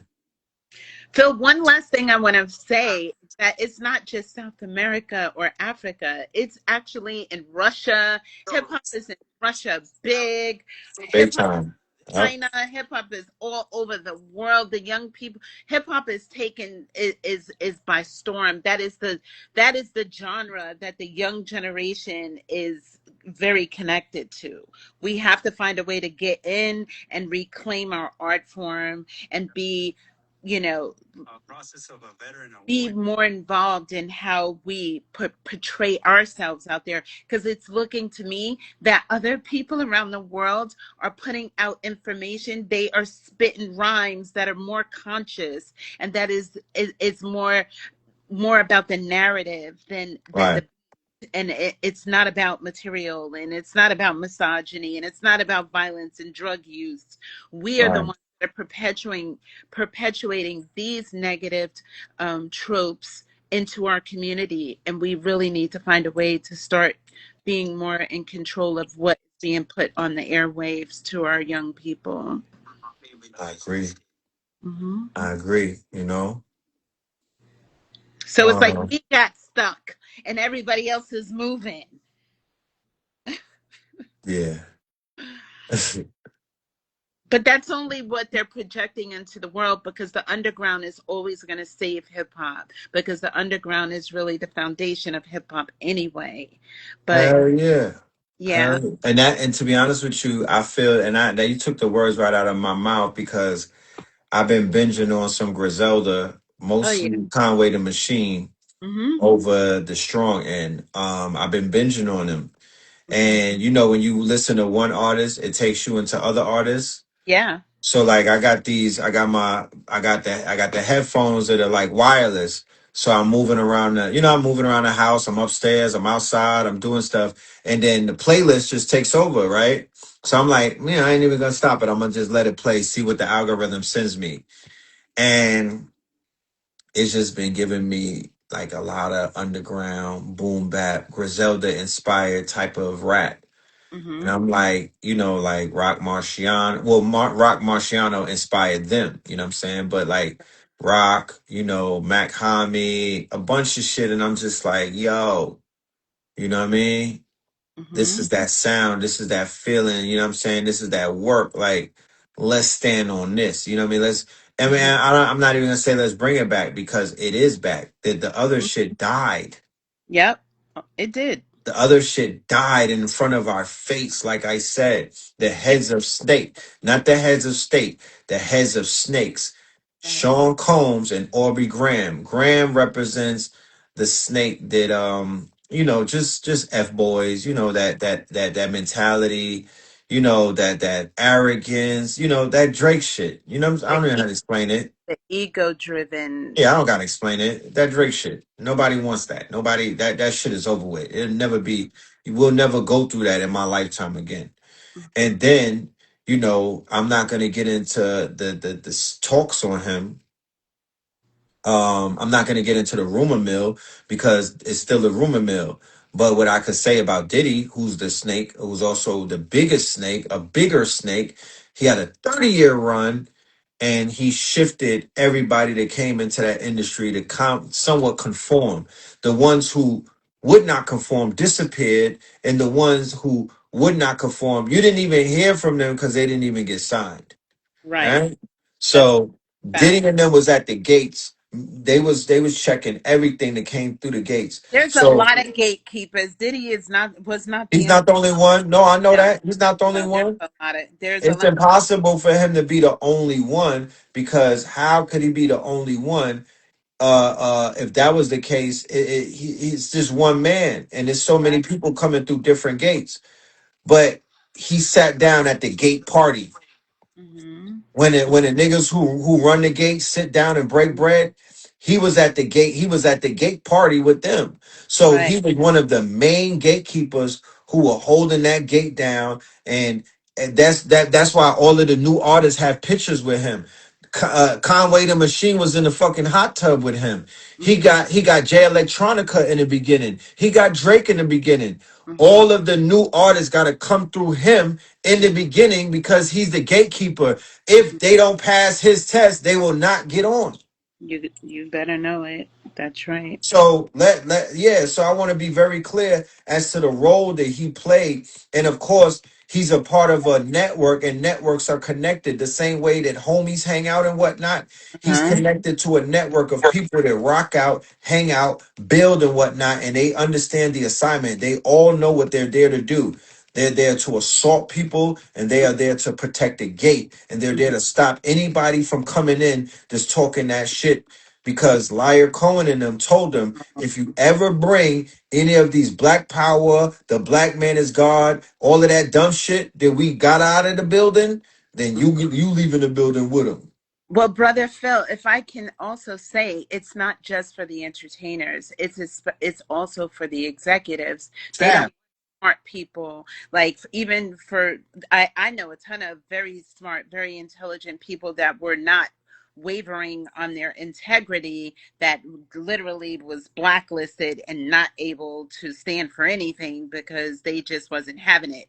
So you find that a lot of and this is another thing that I want to say to the young people that are listening right now. You need to understand and not be discouraged because you come with integrity and people are telling you that you're corny because you're well spoken or you can write well and you know are able to communicate your ideas effectively. You don't need to be discouraged. You don't need to try to fit in with that because that system is diminishing. So you need to be focusing on creating something better, something new, helping us emerge on a different plane, helping us bring our creative art forms out there. The artists that are musically inclined, that are playing instruments, those are our strengths. Those are natural gifts. Those are the things that we just that's a part of our DNA, and it has been that way for as long as we have been. So we really need to tap back into that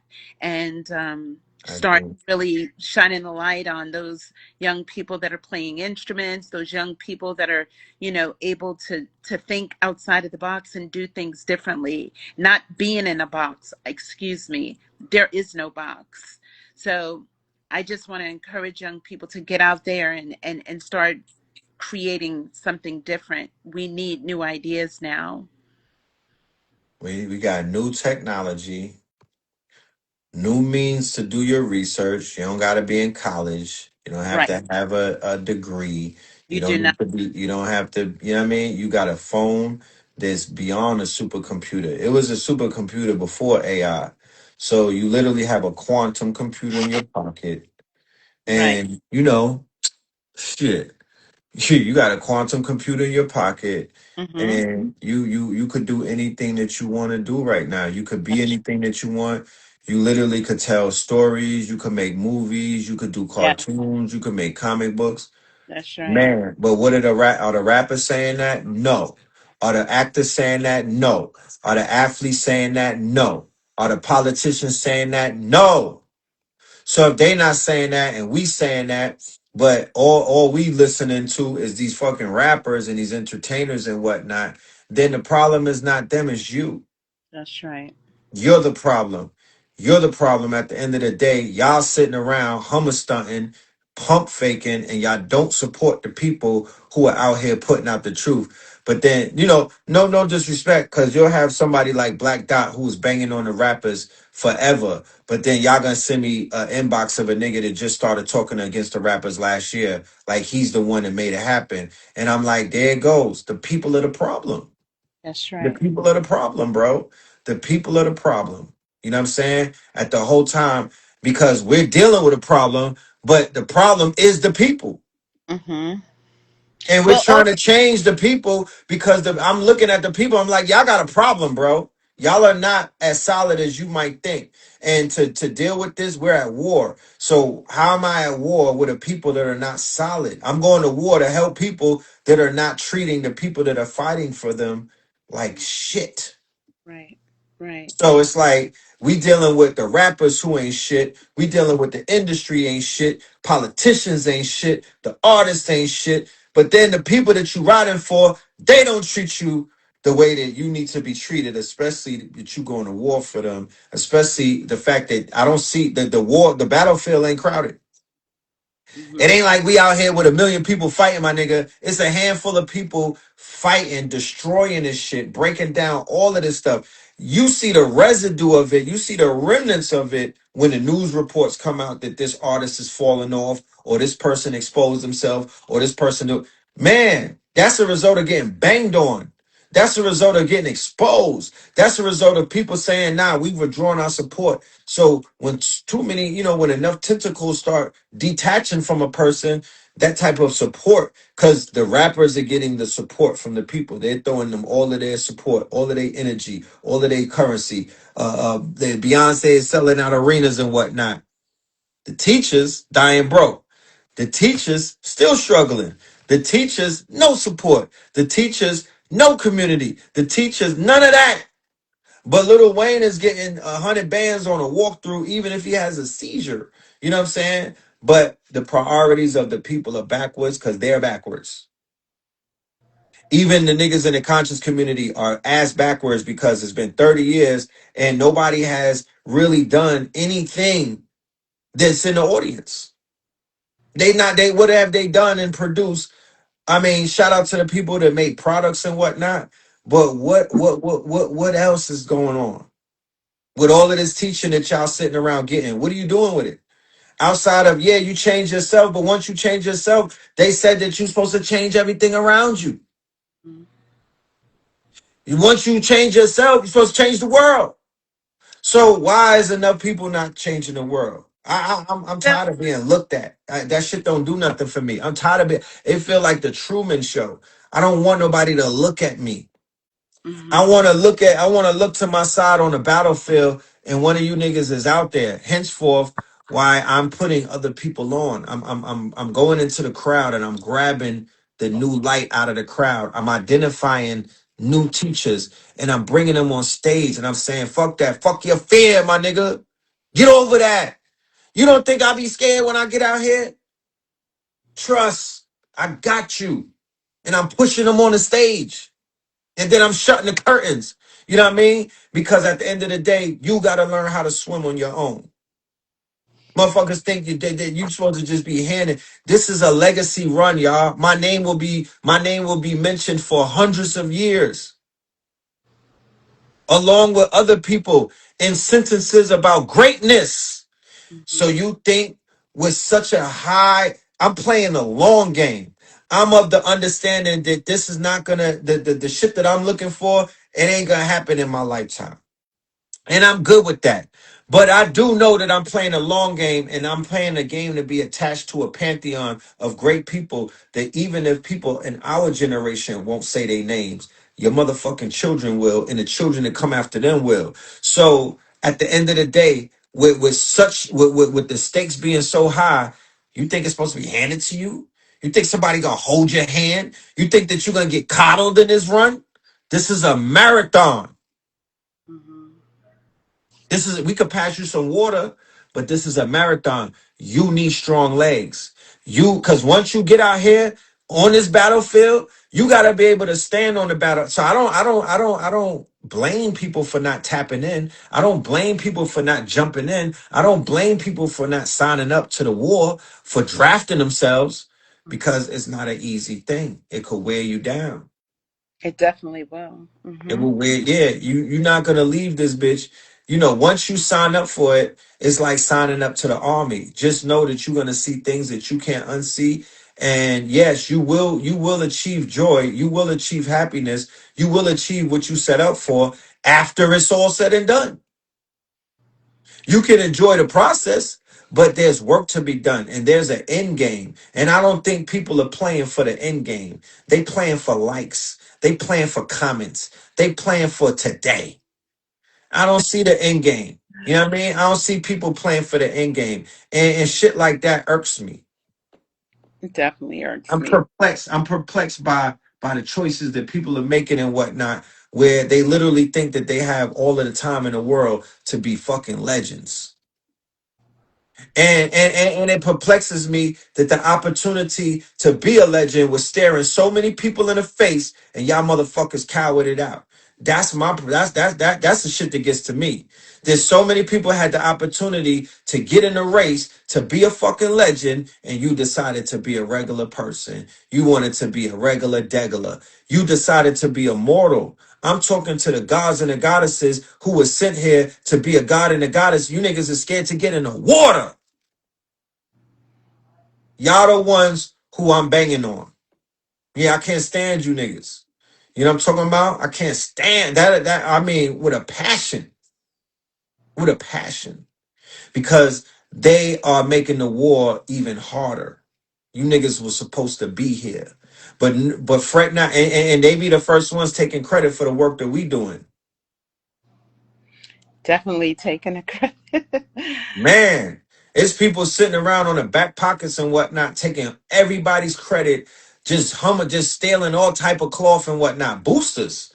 These are conscious boosters and whatnot, stealing the cloth, just sitting around copying shit, pausing tapes, and you know what I Definitely. mean? They out Yep. here trademarking shit that Yep. people say, Yep. copywriting, Yep. motherfucking sayings and everything. Just Yep. some egregious bastards. You Listen, know? Brother Phil, I have this algorithm in my Substack where I can literally see the people that read my stuff. Yo, I seen like people reading my article 17 times and then writing an article of what I was saying. I was like, what is this? It's the People, internet. this is what our community has to break that. We are very unsupportive of one another. That's number one. Number two, we don't give each other credit, where we just don't give each other the credit. And that is what you were just saying. We literally be in the trenches. I don't, I'm at the point in my life right now. I have no fear. Okay. I do and say what comes to me. This is something that has been instilled in my psyche, and what has evolved over the last 30 years of my life working Yes. in the entertainment industry. I am coming with legit receipts. I am not just being some conspiracy theorist. People want to put you in a box like, oh, you think like that?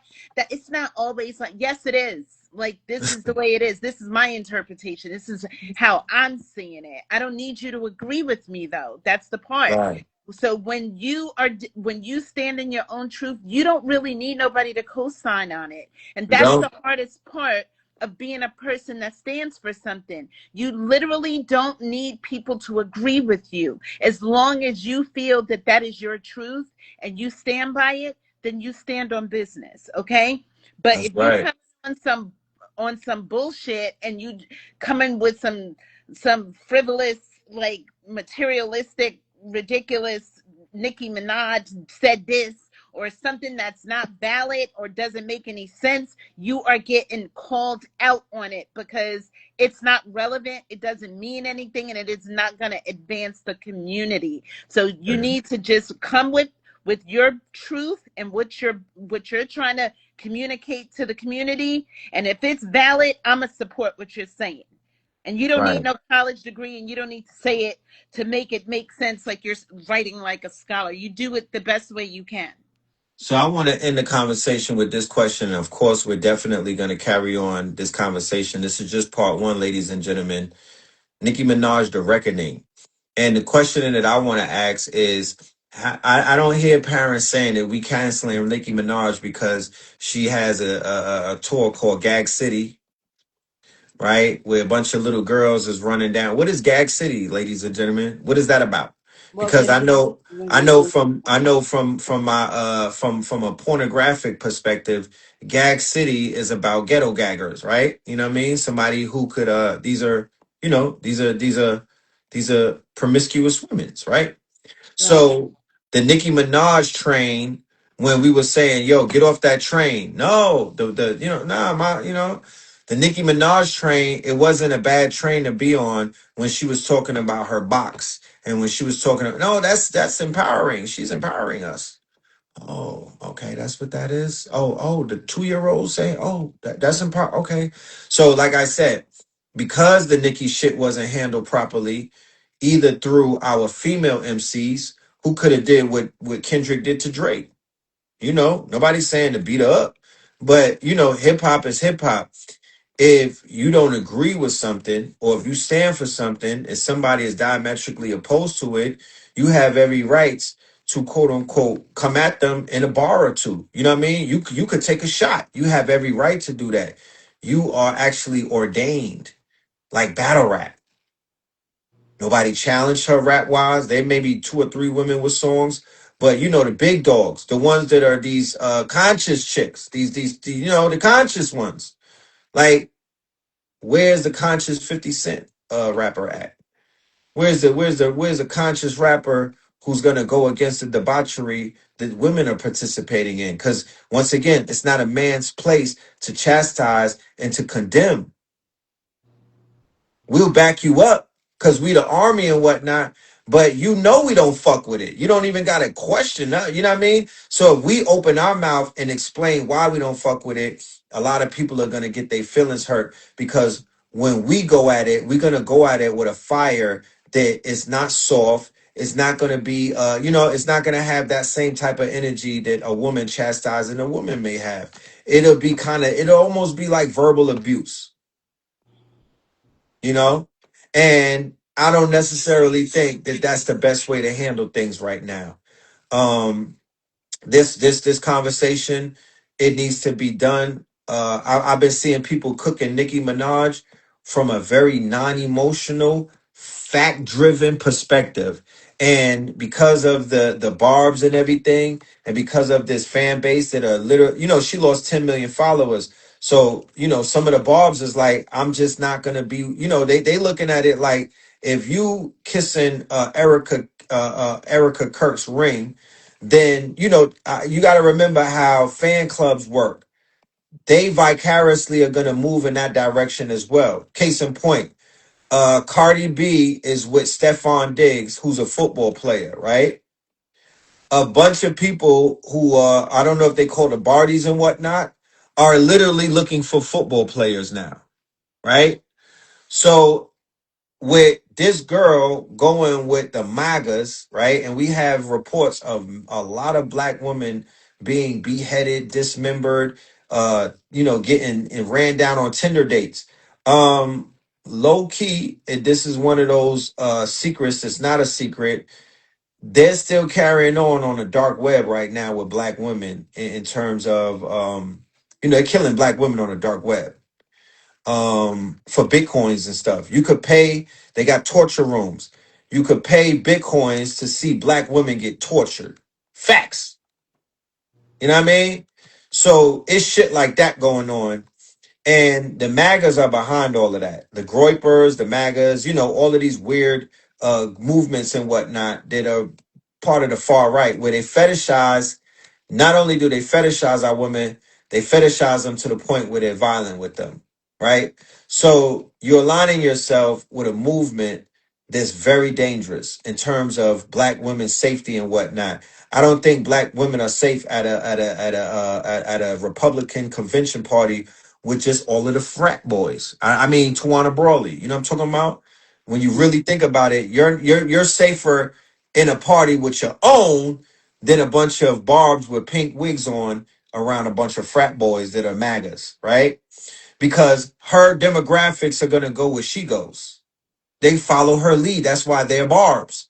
So if she says that it's cool to be with the white boys, if it's cool to be with the Republicans, if it's cool to be with the people who literally have psychological issues like Erica Kirk, then she is leading her people astray. And at that point, she needs to be stopped. Because those little girls and whatnot, this mad, wild, impressionable, they don't know what type of road or what type of path or what type of slippery slope her endorsement of the Trump administration, who currently is being who just yesterday the Epstein files was released that said that Trump raped a 9-year-old. So the same administration, the same people behind TPSU, which is the Trump administration, JD Vance and all of them, the same man you call an assassin, these same people are currently being implicated in a worldwide scandal about sleeping with little girls, impregnating them and unaliving them. That is in a report right now. And this is a sitting president and whatnot who Onika have aligned herself with. But it's not Onika, it's her followers who are in danger.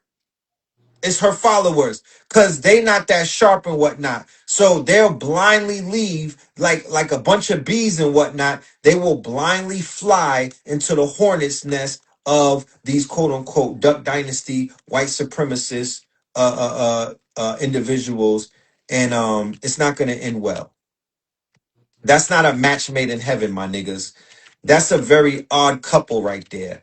And she's responsible for making bad moves and not reading the room and being a fucking nincompoop and exposing that you always wanted to be Erica Kirk the whole time. So maybe that's the reckoning of Nicki Minaj and the Barb's movement, that y'all just wanted to be Erica Kirk the whole time. And all of y'all running around with them platinum blonde fucking wigs on, looking crazy. Y'all wanted to be Erica Kirk. She looked like she finally seen the woman that she always wanted to be. And that was Erica Kirk. Remember, Nicki Minaj was the one who helped the Barbie movie pop off because she made the Barbie song with Ice Spice. And nobody was even talking about going to see fucking Barbie until she got involved. Right. So corporate America has been using her. She's been a tool of corporate America for the For longest. yes. Yes. Right? So, and also, she's also leading the children into devout Christianity. And to be honest with you, she's not one. Right. So, there's this whole revival going on with the church and everything, where people are running into the church as if that shit's like that's a flex. Like you ran out the church, ran into the strip club, ran into prostitution, ran into the cartel, ran into all shit, and then ran back to the church. Mm. You don't see a problem with that? You don't find that suspicious? And oh, let's not mention she is the queen of the BBLs. Not Little Kim. Little Kim was getting bot surgeries. This chick was looking like a fucking superstar when the shit started going down.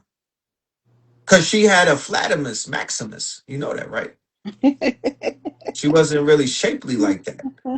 Blue Pill has an interview with her, right? On Street Knowledge TV. Blue was interviewing her. And she was kind of, she wasn't as curvaceous as she popped out when she started doing those mixtapes and whatnot. I think she said that Fendi made her do it. But she's the influence, right? So she's ahead of the snakes. She's ahead of the state, head of the snakes. When her head goes, Cardi rolls, Meg roll, all of the snakes roll with her. They were it's look at Gizmo and look at Stripe. That's the analogy that I'm using, right? That's the analogy that I'm using. That those gremlins popped out of her, right? Azalea Banks, all of them. She gave birth to gremlins, ladies and gentlemen. That's what these artists are representing, gremlin energy. So they give birth to the gremlins. NBA Youngboy, he's giving birth to gremlins. Cardi B, she's giving birth. Kodak Black, the whole Broward is gremlined out, right? And you could look at him as one of the main influences of that energy. It's a frequency, ladies and gentlemen. LA with that Crips and Bloods, those are gremlins. Those are gremlins. Okay? Make no mistake about it. Those are gremlins. And the people that follow them, they become gremlins too. And it's sad because it's not much that you can't conform a gremlin. Some of them are unconformable. So Nicki Minaj, she pushed that gremlin culture. She has, look at what she did with young girls with their attitude, with their crap, with their, you know what I mean? She brought a level of confidence, but that mean girl attitude type shit, that mean girl attitude that has taken over the internet and got people committing suicide because girls are being super mean to them and Ice Queen and whatnot. Erica Kirk is her mother. That shit was sad to see, bro. So at the end of the day, all of those girls with that aesthetic, they gotta bow down and kiss the ring to their mother, she a Scorpio too, Erica Kirk, who I call America Kirk, who's gonna be Erica Vance in the future, and she is going to be a politician. She's already been put in a place of politician power by the likes of Candace Owens and by the likes of Nicki Minaj. That was an open endorsement. And to make matters worse, I'm gonna leave it with this: that America Kurt and Nicki Minaj have a song coming out. She's doing a song for Charlie Kirk. This whole thing is about Charlie Kirk. Candace Owens is a triple agent, and all of this really was about pushing Charlie Kirk's into the hearts and minds of black people. What did Nicki Minaj say when she came out on the stage? I'm doing this for Charlie, right? So with Candace Owens capping for a dead white boy who was her friend, no disrespect to any of that, she's capping for him like she was his wife. His wife was not capping for him. People was ready to forget about Charlie Kirk. Who kept him alive? Candace Owens. The endorsement of a Candace Owens is bigger than an endorsement of an Erica Kirk. Why is that? Because people underestimate the power of the melanated woman in her endorsement. She can endorse a sack of shit and people will buy it. Her endorsement, it rings louder than any other nationality on this planet or gender. The endorsement of the black woman supersedes the endorsement of the black man. Do you know that?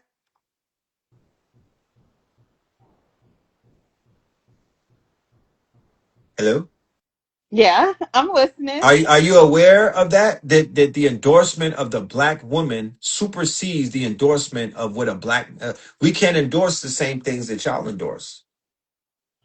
We get behind your endorsements. We get behind your sponsors. But back in the days, remember when we had to get a co-signer? Right. Yeah, y'all co-sign everything. So if y'all say that a rapper is whack, then we throw him away. But if you say that he's hot, we moving with him because you are the queen on the chessboard. You hold the most power because your word is born. So when melanated people get behind people, they power them up in ways that even their own can't. Keep that in mind. Okay. Hmm. She glowed him up. She glowed him up and she made him immortalized. You're He's an talking about Candace Owens. Yeah, Charlie Kirk is an immortal thanks to So, Candace Owens. so, Facts. so, so And so I see Candace Owens in a different way. So I don't underestimate that she could be having some ulterior agendas. I yeah. don't doubt that, but I only take from her the facts. And is she a good journalist? Yes, she is. She is able to present information in a very, very smart way, What if and she's getting fed that information though? it doesn't How matter where it's because coming. she's reading from a teleprompter. So So she's a so good. so in Mhm. my personal opinion, I think that we will always find agents, but it doesn't mean that we can't get information that's valid from them. Right. So the best piece of advice that I always give, I always when I'm dealing with an agent or a person that I am getting information from, I only take from it what makes sense for me. So I know that there could be hidden agendas and there could be some problems with the association and the reason why she's doing what she's doing. I'm not into the Charlie Kirk thing like that. I'm just not. I'm not running with it. He was assassinated. It was a deliberate assassination. I have my own personal reasons to believe that it was really something to um, cause for us to look in that direction and to stay focused on that direction. And I feel that Candace Owen is keeping this story like uh, burning and people to continue. I think it's That's exactly important. what I'm saying. I'm saying that verbatim. Yeah. So I do know that, but that's not something that I choose to give too much of my attention to because Right. he was not for like he said some things that I did agree with, like when he said that hip hop was not healthy for young girls. Listen, let me clear something up for you. Yes. You don't agree with anything that Charlie Kirk said. Let's be clear. And that's the there goes the issue. That Mhm. people he has been softened up, and Mhm. our people have the mitigated gall to say that they agree with anything that he says. That's where we Right. that's where we gonna that's where we I gonna didn't differ. agree with him on any like I personally have never listened to him. I've All right, only that's what I'm saying. heard. A broken clock is twice Yeah, is right twice a day. correct. He was a bigot. I'm just Right. saying. I'm sorry. Go ahead. I don't mean to cut you. No, no, it's okay. It's Hmm. just that he was a religious fanatic, and I'm not a religious person by any means, but I personally never listened to him, and I've never sat down and listened to anything he said until after his assassination, and then I, Beloved, huh? he was a Klansman. Yeah. Beloved, he's a Grand Dragon. Beloved, Mm-hmm. his Mm-hmm. day job was indoctrinating white children about evangelicalism, Zionism. These Mm-hmm. are the same Christians that said that the slavery was good for your soul. That's the evangelicals. Mm-hmm. He's a Zionist. He is a fanatic. He is a zealot of he was using the religion as a front. He's a crypto Christian. He's a Mm-hmm. grand dragon late he's a grand dragon. There's Mm-hmm. nothing that we can. There's no. We giving him too much leeway. Once again, she softened them up for black women to go ahead and give them your power. Mm-hmm. She softened them up so people could acquiesce their power to a motherfucking grand dragon. You don't see the problem in that? I see a huge problem, I'm and just saying she did that. His yeah, wife. I'm not. I'm sorry, to cut you with. His wife is so compromised. His Yeah, wife is so weird. yeah, but she's super weird. But once we know that she's weird, that's when we stop giving it the attention. And that is what they want us to do. They want us to like It's the too Nicki late. Minaj, she showed her hand, so I'm done with her at this point. I'm not Right. even gonna write about her because Right. she's already told me who she was. There is no reason for me to continue trying to make sense of what she's doing because Right.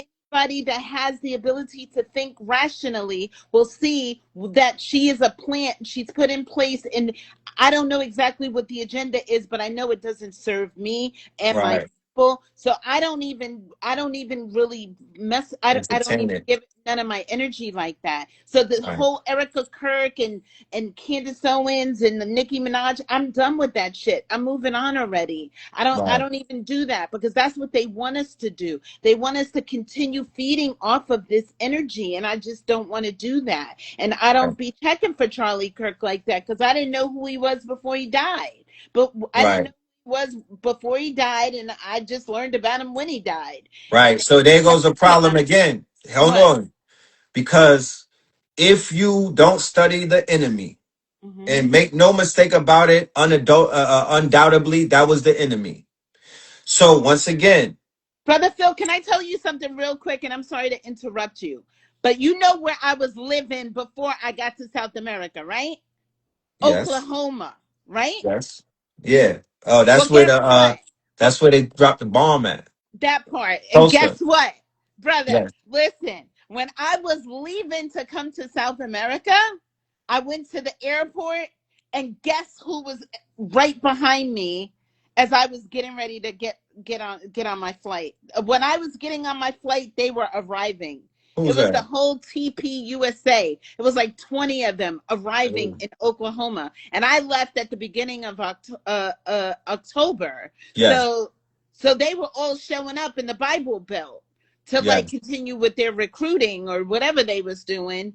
But that Right. was like Why did they show up when I look? Like, how did this happen that I just so happened to cross paths with these people? And they was giving me dirty looks, and the energy was not good, and I felt So, it. right. So, individuals such as myself, because once again, my job is to inform my people who may be uninformed about certain things, certain nuances, certain characters, and certain narratives, along with certain quote unquote agendas that are being played out.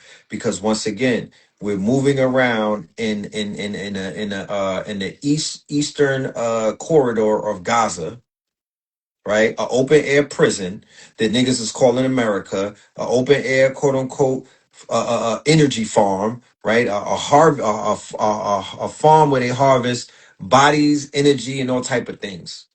So it's up to me to study who's out here being a threat to the sovereignty and to the health and to the wellness of melanated people. So Charlie Kirk has always been on the motherfucking radar. I knew who he Nick Fuentes, Ben Shapiro, all Yeah. of them, Tucker Carlson, Right. Charlie Kirk, all of them have been on the quote unquote. When you go to war, you have a big table and you got to put them faces on the table and you can't be offended by who face it is. You got to be able to look at these people in their face and say, you know what? You on a hit list. You got to get up out of here before I get up out of here because based off of the way that you said it, it's either me or you. So we study our enemies over here. We know who they are. So when they die, we smoke, we roll up. You know what I'm talking about? I would not miss the opportunity to smoke a blunt when Charlie died. But what did our people do who didn't know about him? They start putting up passages from the goddamn Bible. Yes. Black woman wanted to pray for that man. Oh People my put a sword, they put him in his God. heart. People was posting him. Umar and other teachers and whatnot were trying to say, yeah, we need to give them energy and whatnot. So at the end of the day, people perish for the lack of knowledge and whatnot. If you don't know the field that you're in, why are you even in it? If you don't know who the players are, you're not in the game. So if you want to get in the game, you got to be in the game because the game is not to be played with, and it's not a. It's the game is not a game. You feel me? The game is not a game. So when we on the court, we got to know everybody that we playing against because those people could slip through the cracks and do us something dirty. But You brother know? Phil, you can't be everywhere at the same time dealing with everything and everybody. I be working on some other stuff, and I know. some things I just don't entertain. Like, that's not my thing. But I understand. I actually know about that whole entire. I know more than you think I know, but I You probably do. I don't really put too much into it because that's literally, they really do tailor they tailor the narratives. They create the conversations. They literally harness the energy to talk about But certain things. right, And you. I My thing is this: hmm you got to know what their narrative is. You want to know what the so you would want to know what the narrative is. So when you see it, when you're exposed to it, or when you hear it, you know what the fuck you looking at, and you're like, nah, But I I ain't don't fucking with need to that. listen to them to know, because whenever I hear them open their mouth, I already know where they're coming from. That's how For I'm sure. That's where I am. So I don't Right. need to study them too much, because the minute that I do have to observe them for whatever the reason, I'm like on that level that my intuition is high enough that I can listen to you for 10 minutes and know where you're coming from. So Because how my thing is this, with that being said, well then how was it that people did not go and listen to Charlie Kirk before they aligned themselves, tethered themselves, and put their quote unquote condolences on him rather than rest in piss, rather than I'm glad that piece of shit is gone, rather than just not saying anything. so there's two Because there, I do have to say something. So he was a racist. That's what I came to find out. He's a Zionist. He was a lot of things that I found out that he was. but I still think he had the right to say whatever the fuck he wanted to say, because you see, I don't want anybody to infringe on my ability to say what I want to say. So you can go ahead and say whatever you want to say. That's fine with me. I don't care, because now I know who you are and where you come from. But I Yeah. definitely don't want anybody to infringe upon my right to be able to communicate myself and to communicate what I feel.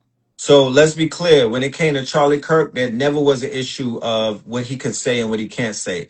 He didn't die because of him. Not it wasn't a First Amendment situation. He never went through that. So there was never anything dealing with First Amendment with him. So that doesn't even apply to Charlie Kirk, right? And another thing that I would say, when we approach the information, is from a non-emotional standpoint. I could study my enemy and not get Right. emotional. I could That's how study my it's energy supposed and to. not give him and not get and not give him that type of energy. I could Right. study my energy. I could study my enemy with a cold heart, That's how right? you. With That's no how it's with nothing. I right. turn everything off and I That's how just it's look at the supposed to be. facts. That's how it's supposed to be. I'm not getting Because upset black about people it. be way too emotional about stuff. And that is another thing about us. It's a part of who we are as a people. We become extremely highly emotional instead of logical about discerning through information. We take everything in to heart, and it becomes so passionate and emotional that we have a problem with being able to put things in its place, rather than, you know, like, I don't want to reckon with Charlie Kirk. I don't want to make sense of his views, because I don't agree with 95% of anything that he had to say. But I still think he had the right to say whatever he wanted to say. But I just don't want to have a problem with saying what I need to say. So For you're sure. telling me it wasn't a First Amendment thing? No, it wasn't. He was taken out because he may have switched his views on something. Okay, he's, Allegedly. huh? Allegedly, right? Allegedly, he may have switched up on some things that his handlers were not really with, and that this was a way to say, shut the fuck up, and we're going to make an example out of you, so that anybody else that think that they're going to go against what we told you you need to do, you'll think twice, because this will Well, happen to you. well, yeah. So that's not necessarily First Amendment, Right. but what that is censorship from the people who are behind the majority of these issues that me and you are on the phone, on the line, brain wrestling about. There's a group that's behind a lot of that.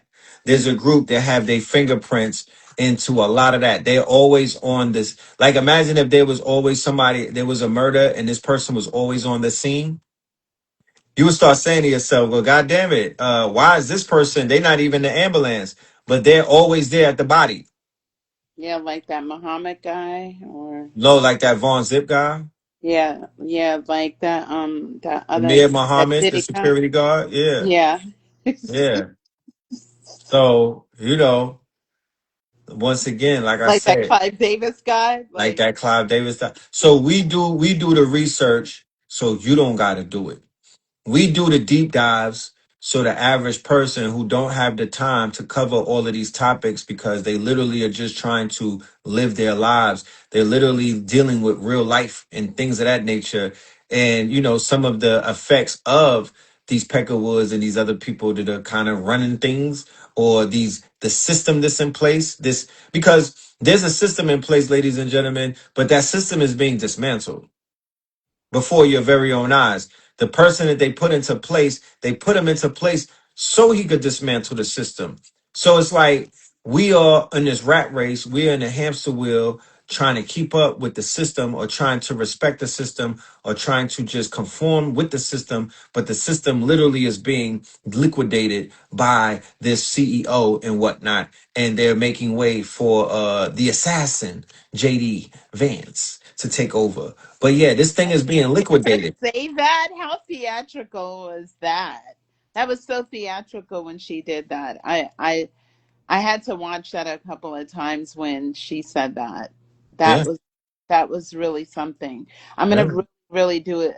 I really need to look at that quite a few more times, and we should have a conversation about that, because that's a lot deeper than That was not a fraudulent Can slip. you when we do go over it, can you highlight the fact that she was switching personalities when she was Yeah. sitting on the stage with the girl, Right. Erica Kirk, and Yeah. she went into a personality that Like the really MK Ultra. It's in my personal right, opinion, there is something else happening here, and even with this Erica Kirk girl, there's something else. right. This is we're not talking of. This is why I don't really put too much into it because we're not talking with we're talking with entities. These are entities. These are not the people that we're seeing.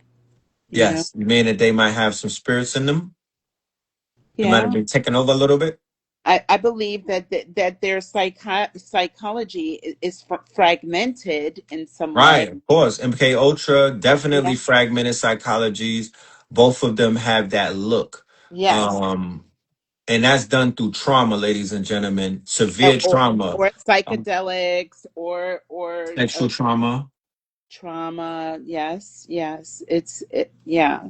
Something else is going on with that. That's why for people to think that Nicki Minaj is just, I don't know. I think it's way bigger than that. This whole Charlie Kirk thing is a huge rabbit hole. But we have a bunch of things happening simultaneously, and it's really difficult to focus on one thing at a time when so much is happening. So, That's why we need a team of researchers that are going to deal with the things that they deal with and report back and update people and, be responsible with their research because, like I said, it's a war going on outside and we really don't have time to kind of like lollygag. So, for the healers, I would expect the healers to come to our community and bring information to help us heal, mhm, right? For the right, entrepreneur types who are doing good and they figured out some things, I kind of anticipate for them to come and say, "Hey, I got some information I want to share with you. Meet me here at this time on this channel." you right, know so right, too many people doing the same thing, yeah, you're gonna it's gonna be a crowded stage. But when we figure out our roles and whatnot and what we good at and what we like doing and right. what's effective and whatnot and Uh-huh. what we need in this quote unquote war, culture war, I don't want to Right. scare anyone. Mhm. Culture war, Mhm. we didn't start it. JD Vance, Rubio, Cruz, and DeSantis. Jeffries, um, Yeah, Stephen Miller and them started that. We didn't start the Schumer. culture war. They, you know what the culture war is. When they just see Yes, of they course. mad that we being too smart around them. It's The okay. uppity Negro syndrome. Yeah, well, So we can't even I can't even tolerate Joy Reid. And there's just so many of them that I can't even begin to like yes, I don't even talk about these people. You know I don't. I'm kind of low key with my research. You brought me out a lot, but I do a lot more research than I even display to my audience. I think I know way too much, like for real. right. And and having the ability to discern that information is what's important. So I want to just tell the audience is that you don't have to participate in every conversation. You don't. You know, Especially online, you don't need to feed into it. Everybody wants to discuss Diddy, everybody at the same time, everybody wants to discuss now Nicki Minaj all at the same time. Like, stop playing this game with them. You don't have mm, to have the conversation all the time on, especially on these big so a lot of these social media platforms, they are real psychological operations. They are collecting your yeah, information, thought. they farming. Yes, you You don't know, need to participate, you don't need to say things, you could just laugh or whatever. You don't need to constantly pour out your heart on that's what you true. feel about stuff. It's not that serious, just let it go. That's true. It will pass. It too shall pass. Yes, And like Diddy whatnot. is fading away now, right? Now, You think now so? different. Yeah, he's fading. We had a constant news cycle of this for like a straight 2 years. Right. It's slowing down. The news cycle is slowing down now. They're ushering in other things now. Let's go on TMZ right now and see what's happening. Right. That's really what's going to let you know what's happening right now. Like Do you think the Diddy tapes will drop in the next year or two? Do you think that the Diddy tapes will drop? I think that Diddy is not important to them. Anybody who was involved that they did not want, there's, I think that there's way too many other people involved, like the girl, his, what is the girl's name? I don't know. His, chief of Capricorn? staff. Chief of Capricorn staff. Claw? No, not Capricorn. The chief of staff who what's his name didn't even bring up. Oh, the white girl. Quorum. Yeah. Quorum. For him, yeah. Christina. She dodged that bullet. She didn't dodge it. Eh, She's a eh. handler. Right. Okay. And so he was told not to bring her up, like just to brief over her, not to delve into too much. Like Right. that's what happened. Okay. The same She's way way that more important. Huh? right. I think the same way that they was warned to not bring up Clive's name. Exactly. Are you paying are you Right. do you know now? Yeah, exactly. Right. We got to do better. I don't really care. Like even the girl Joy Dickinson, I know her. I knew her from back in the day, and she was acting like she was so devastated. No, she wanted to be there, just Which like one all was of these. Joy? Huh?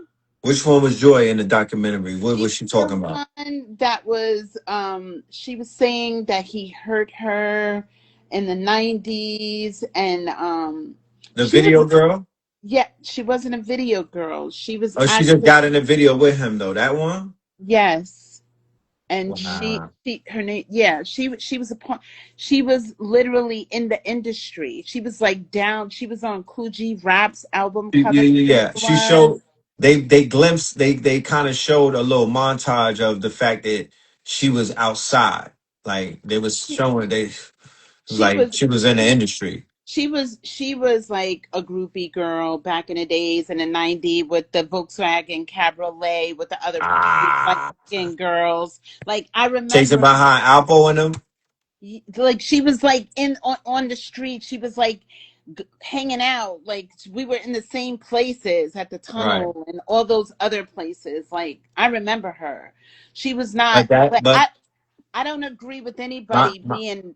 I don't agree with anybody being great. drugged and taken advantage of. I don't think that's right. But I think that sometimes people put themselves in vulnerable situations, and you literally have to have better judgment about yourself. You can't just be trying to think that you're going to go hang out with a bunch of NFL players and be having all these drinks and getting all tossed and stuff, and then next thing you know you wake up and your butthole hurts and you feeling all some kind of way when you wake up and you don't know what happened.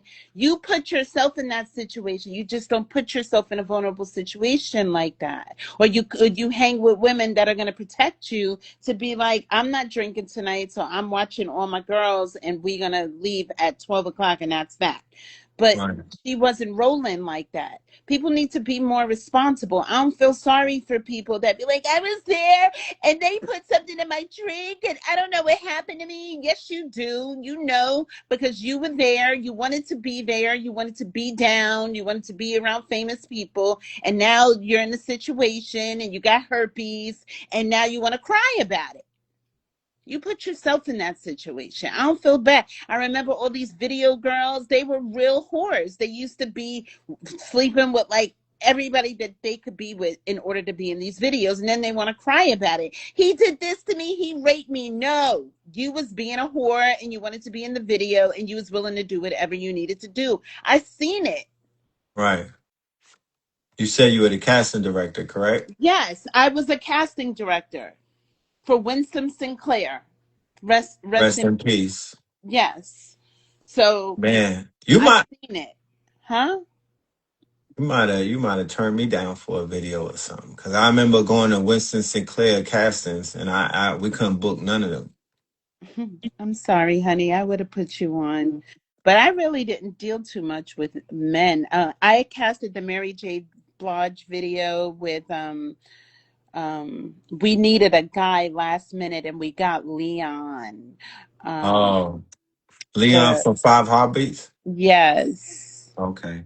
and yeah, but we needed somebody last minute, and I remember like just waiting for somebody to come in there and be like, "Okay, you can get the role," but he came through last minute because I think he lived in Brooklyn, and Right. we shot the video in Brooklyn.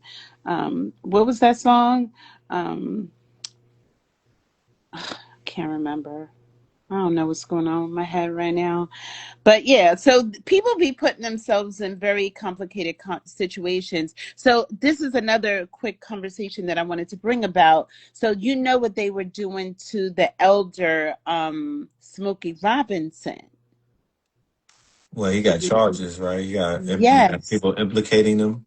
correct. Yeah, Need to do a story on that, and I really would love to have a bunch of support because I'm really pulling out some tricks on this one because they're not going to like disgrace him at his age and take his catalog. No, that's what they're setting it up for. oh, And okay. we need to, so those are things that we need to freaking like try to get behind him, and Right. he needs people to start talking about this story because the prosecution is moving forward. They announced it to the public, and nobody's saying anything about it. Everybody wants to talk about Nicki Minaj. No, let's talk about Smokey Robinson. He's worth way more than Nicki Minaj. Well, I need to do my research on that because I heard the accusation, but I don't know entirely what's going on. So, you know, that's one that I will have to educate myself about before I even speak on it. You feel me? Yeah, but you heard about it, right? I It did when didn't it go first away. broke. I didn't go away. I know that I heard that they were going to move forward on it. And he's like 90 years old, I think. Yeah. So this is so what they're going to do is they're going to find him guilty. Then all these women are going to take his money, and no, we need to do something. This is not acceptable. So these are the kind of causes that I personally think that we need to start like giving our attention to. For sure. I look forward to that Smokey article. I want to read about it.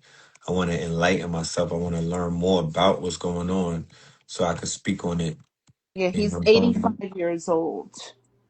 I mean, honestly, I hear that. I'm not really caught up in the age thing right now. If Right. somebody did something, you know what I'm saying, and they got to be held accountable 80, 90, Now, 60, now I don't 50. agree with that because you want to know why? Why? Because that's what I was saying about the entertainment industry. A lot of these Right. women put themselves in these situations, and I'm a woman, and Right. I'm not here to say that it doesn't happen where women are taken advantage of because some are. But for the most part, a lot of these women they look for opportunities to try to bring down professional people like in situations like this. They're Right. very, very calculating with it too. And then they get people to help them, you know, do this to Right. people. I'm not with it because I Right. was behind the scenes and I've seen how calculating a lot of these women are with trying to, bring people down. It's not okay. And Right. I'm not feeling that, and I see it happening too often with a lot of young black men. And I just think that the community needs to really start standing behind people. Even the Bill Cosby thing. I'm not sure if every single one of those accusations happened, but should he have done like what 5, 6 years in prison? What about our boy R. Kelly? What is going on with him? Why is nobody talking about him? Like, okay, Because he's toxic now, and it's a career suicide. Once going back to what I said before about people who are controlled and they are quote unquote they're controlled. They have allegiance to whoever owns their masters, whoever owns their so they were told inexplicably by the powers that be, you can't talk about this, and you can't support them either. You can't be at the trial. Y'all can be, y'all need to, he's toxic. He is hands off. And the same thing that happened with P. Diddy, it looked like he was a hands off, that everybody got the call. He's toxic. Don't touch him with a 10 feet pole if you still want to work in this town. I want to ask you this before we get out of here. And you're an insider and you may have some knowledge. Can you fill me in any way about Clarence Avant, the Black Godfather? Clarence who? Avant, the one that he was in LA. They had a Oh, special on him on Netflix, The Black Godfather. right. So he was very pivotal, and so I saw. So I'm going to be 100% with you.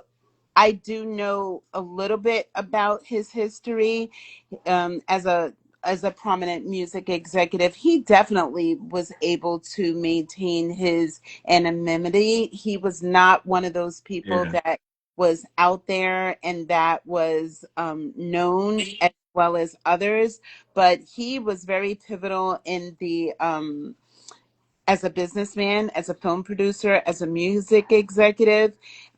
He definitely, and believe it or not, if I'm not mistaken, where is he from? He's from, Clarence, right? I think he's yeah, he's from North Carolina, from the actually. South. Yeah, he's from Yeah, the South. yeah. He passed away in 2023, but I could definitely They do a knocked lot his more. wife up.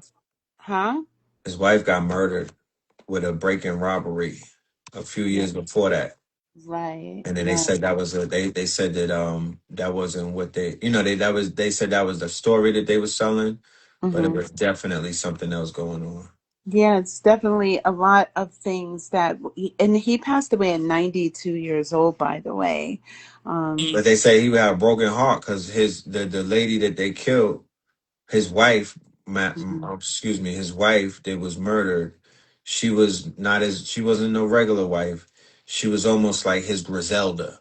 She was in the operation. She was one of those wives that was very pivotal to his success.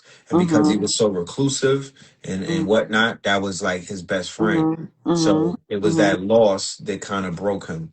He probably would have lasted longer. His mhm. wife, his daughter, I'm sorry, his daughter is married to the Netflix, the owner of Netflix. Are you So freaking for the real? dude Is he a black one? Wait a minute, because the you dude know, that runs Netflix is a white man, and Clarence Savant's daughter is his wife. Yes, the top dog at Netflix mm, is is mm, the is the in law to Clarence Savant. Super facts. I'm When I looking at read it that, I was now. like, "What the hell?" Huh? I'm looking at it now. I was like, "What the hell?" But it is what it is. Power in Hollywood. Right. Power sleeps with power. Yeah, definitely. Yeah, we definitely should explore that because we really need to start preserving these stories and telling the stories from because we're just not telling the stories from our own voice, and that's where we need to start. We really need to put together a team of young, videographers and um, I agree. digital people. We need to create our own channels. We are the most creative people on this planet, and we really need to begin to tell very valuable stories. I'm a writer, and as you can see from some of the videos that I did, I'm not exactly a videographer, but I'm gonna keep Stop trying. that. Stop that. I loved your video. You need to stop. I'm gonna keep Um, trying. it's all good. We'll have talks like this, and you'll definitely, in my humble opinion, when I'm done with you, you'll be a great. You know what I mean? You'll be like, look, you'll be on that stage talking with no problem. You'll be doing your videos and everything because communication is key. Yes. And conversations such as this, I don't want a one-sided conversation. I don't want a yes, yes. I don't want a pick me conversation. I don't want a yes man conversation. I don't want to argue with nobody either. However, I do want to have opposing opinions on certain things, and I would love to both challenge the person that I'm speaking to, and also be challenged without feeling a kind of way. Right. I totally agree with you because Yeah, if we that don't that's what's have hurting us as a people. we go nowhere. We have to have the conversations. And like I said before, we don't have to agree on everything. But the conversations need to happen. The conversations are pivotal in order for us to grow, in order for us to move forward. We need the young people to give us their points of view, to tell us, how they see things. Because I could tell you, they don't always agree with the things that we say, but They don't at the agree with same nothing. they They don't don't agree with see nothing. things the same way as us, but you know, that's how we grow, and that's how we create the community that we're striving to create, is by listening to everybody. And what makes hip hop so amazing is that it spans multi generations. It's it's a generation connector. We Is it five in it? Five generations deep now? Well, if we look at it through decades, it's five Got the decades, more than boomers. five Right. decades. You got the boomers. Yep, You got Generation X. yep. You got the Millennial, 80, yeah, you got the 90s, the 80s babies, millennials, I think that is right. millennials, right? Then you got the 90s, like the 80s babies and the 90s are different. Hmm. Then the I think that, 2000, the Y2Ks. yep, Ice Spice was born January 1st, 2000. She is literally the embodiment of the Y2K. She was born January 1st, and her name is Isis. You feel me? So that's very interesting. But yeah, yeah, so that's five already, and that's only in the 2000s. So exactly. Because we definitely have some older people that are still loving hip hop, and we need, boomers, huh? the boomers, Yeah, the boomers. yeah, the boomers. We have to bring everybody into the conversation. So I really hope in 2026 that we could create a platform. We could really start honing and owning and discerning the information that we need to, create the conversations that we need to have. You know we are. You know, man. You know we gonna do that. That's a no brainer. You feel Yes. me? And you know, when you brought up the fact that there's people in their 60s and their seven, and there's that boomer generation, I think that the boomer generation deserves their music. They deserve some part of the culture and the lifestyle that speaks strictly to them in their language, on their frequency, and is catering to the elders or the OGs or the cougars or whatever they want to call it, the elders. Around my way, they call it the Zeldas, Mm-hmm. right? But they need an artist that they could see and be like, oh, I didn't, you know what I mean? Like, you 60 and 70 listen to Griselda? Mm-hmm. You feel me? I get it, but no, that's not it. That ain't it. You got Who gave grandchildren, us? fam. No, I'm saying you Well, got grandchildren, fam, and you're listening to Benny the Butcher talking about moving weight. but I that's who get they it. give us. But that's where the problem is for me, because we are literally talking about who they gave us. We gotta stop accepting these people that they're giving to us and telling us that this is who's hot right now. That's the No, no, no, no, problem. no, no, no, no. Hold on. Hold on. No, no, no, no, no. This in particular that I'm speaking about, even though they did give people Griselda in a sense, because they started running their names heavy, they kind of I can't necessarily say that they were industry plants, and they told us up to listen to them. They started buzzing, and it kind of got undeniable at some point. They spent years trying to fight for that recognition. They worked their way up. Let's just them. I can't speak for everybody else, but they did that. And people are, everybody can't listen to Griselda. They don't get it. That's not a everybody type of thing. However, we need, I think that, even I heard Ill Al Scratch rapping the other day. My God, I couldn't believe he was posting him. If you show him my picture, he might remember me. I was so cold. I mean, because remember, Diddy and them replaced Ill Al Scratch. I That remember. remember they replaced, and another person that was conspicuously missing from the documentary, who everybody, especially the younger generation, needed to see him on film so they could find out where Diddy got his style from was none other than Father MC. Why Oh the my hell God. was they leave him out? And he was a big deal because I remember Father when MC was the Jodeci, I oh remember my, it was Jodeci and Father MC was like I remember because they had all the so women. back when Kim first moved from Georgia to New York, I Yeah, was friends with a mutual friend, and we all stayed in Edgewater, New Jersey together. And Quincy was not even born yet. And because Quincy is the same exact age as my daughter, and when yeah, we spent a lot of time with Jodeci, Father MC, Al B, all right. Shore. Please explain to the people how much of a man that Father MC was. He was the man. He was the man back then. He Definitely was was the the man. man. Yeah, Ain't he no mistake was. about it. He was Himothy. Yeah, he was. He was definitely the man, and he set the tone for a lot of this stuff. I never liked Diddy, and I'm gonna just be honest with you. He was Ah, never somebody that I like. Like I just never really could connect with his persona. I don't even think he was acting. The persona that was like he literally had some things going on with him. And you want to know what? I swear, I got to tell you in the audience this because this is some real shit. right, It was probably when he was going to Howard.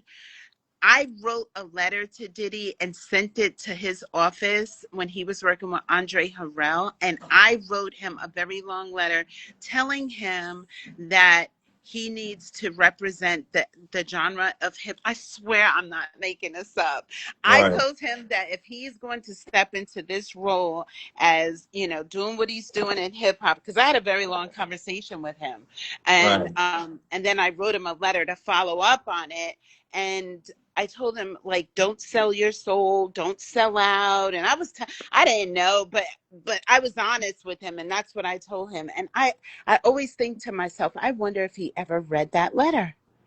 If you I have a wonder copy if of he it, you can mail it to him while he locked up. Be like, yo, fam, remember this? Did you mm, read it? Yeah, I would send him. I would send a letter again. I don't have that letter, I but know.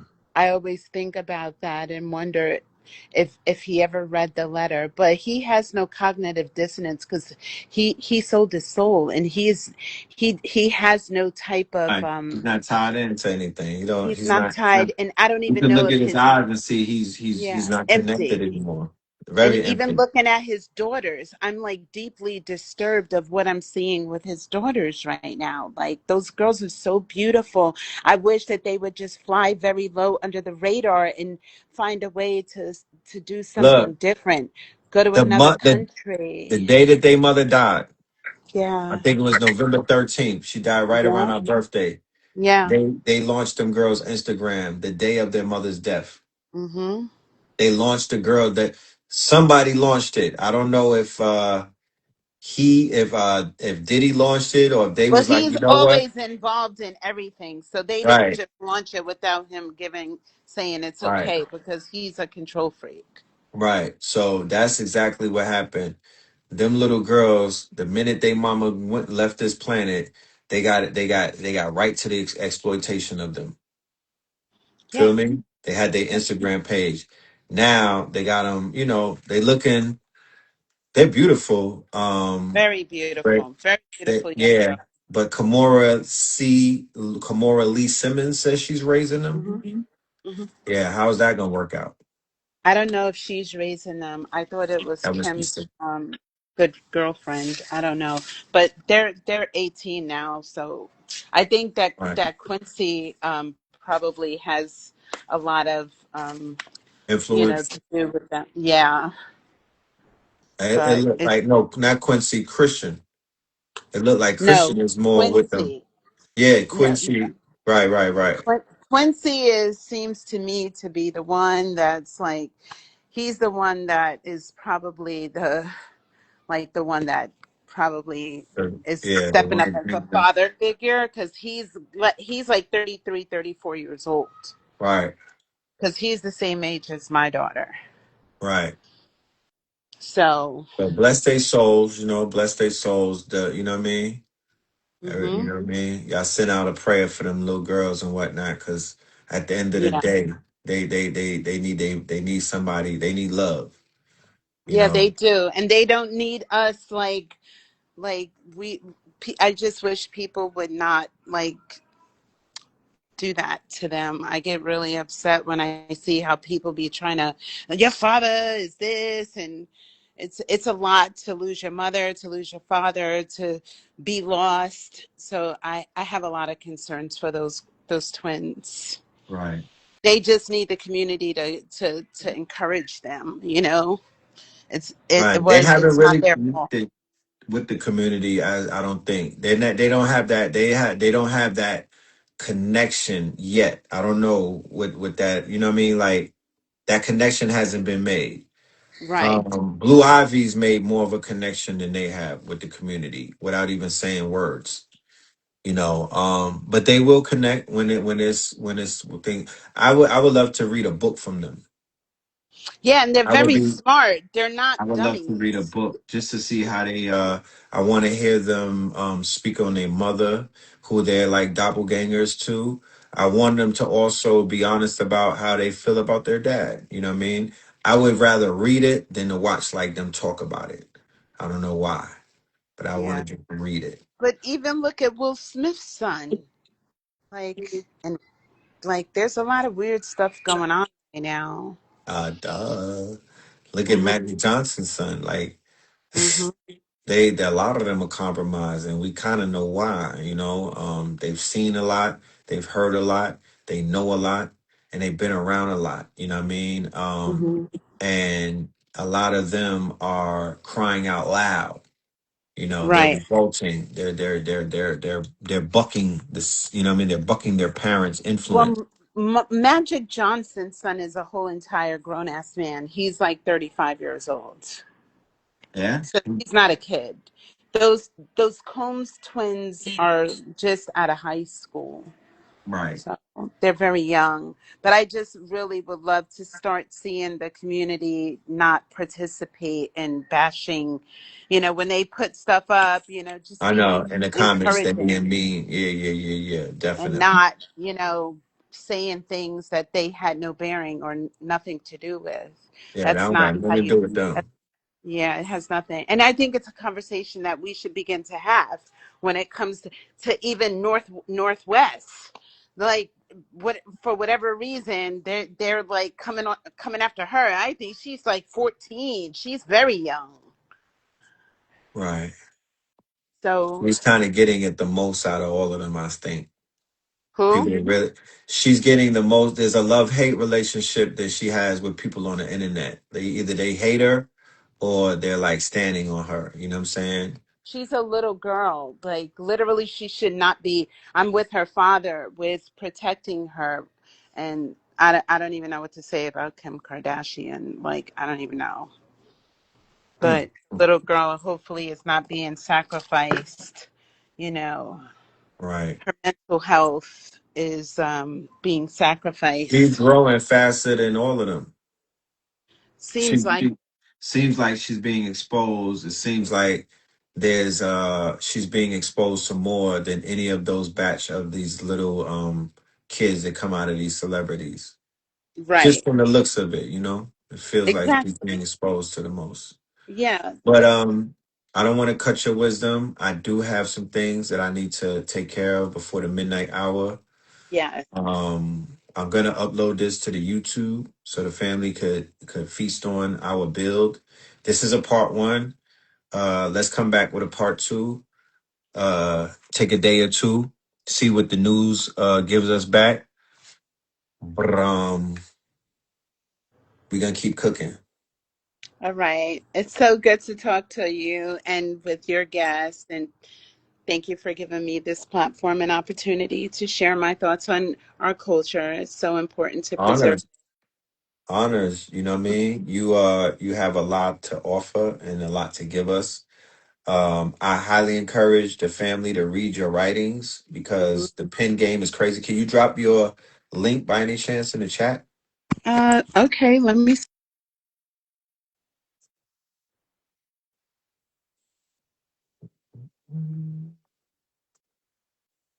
And for the family out there that observe the holidays, happy holidays. You know, shit, I ain't no Grinch.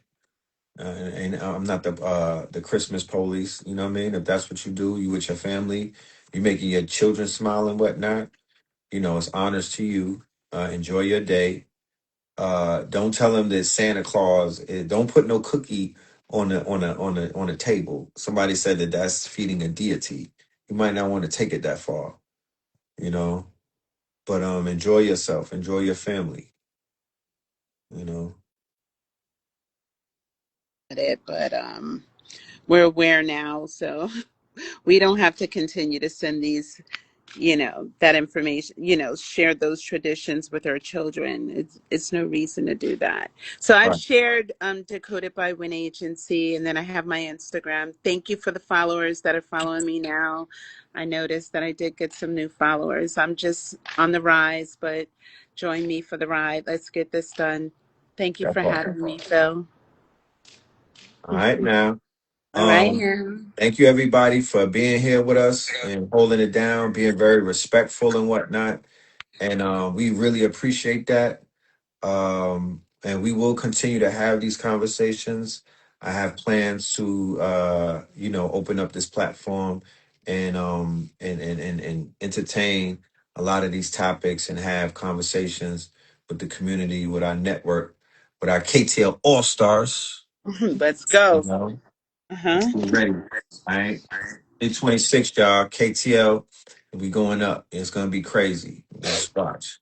With that being said, peace, love, and light to the family.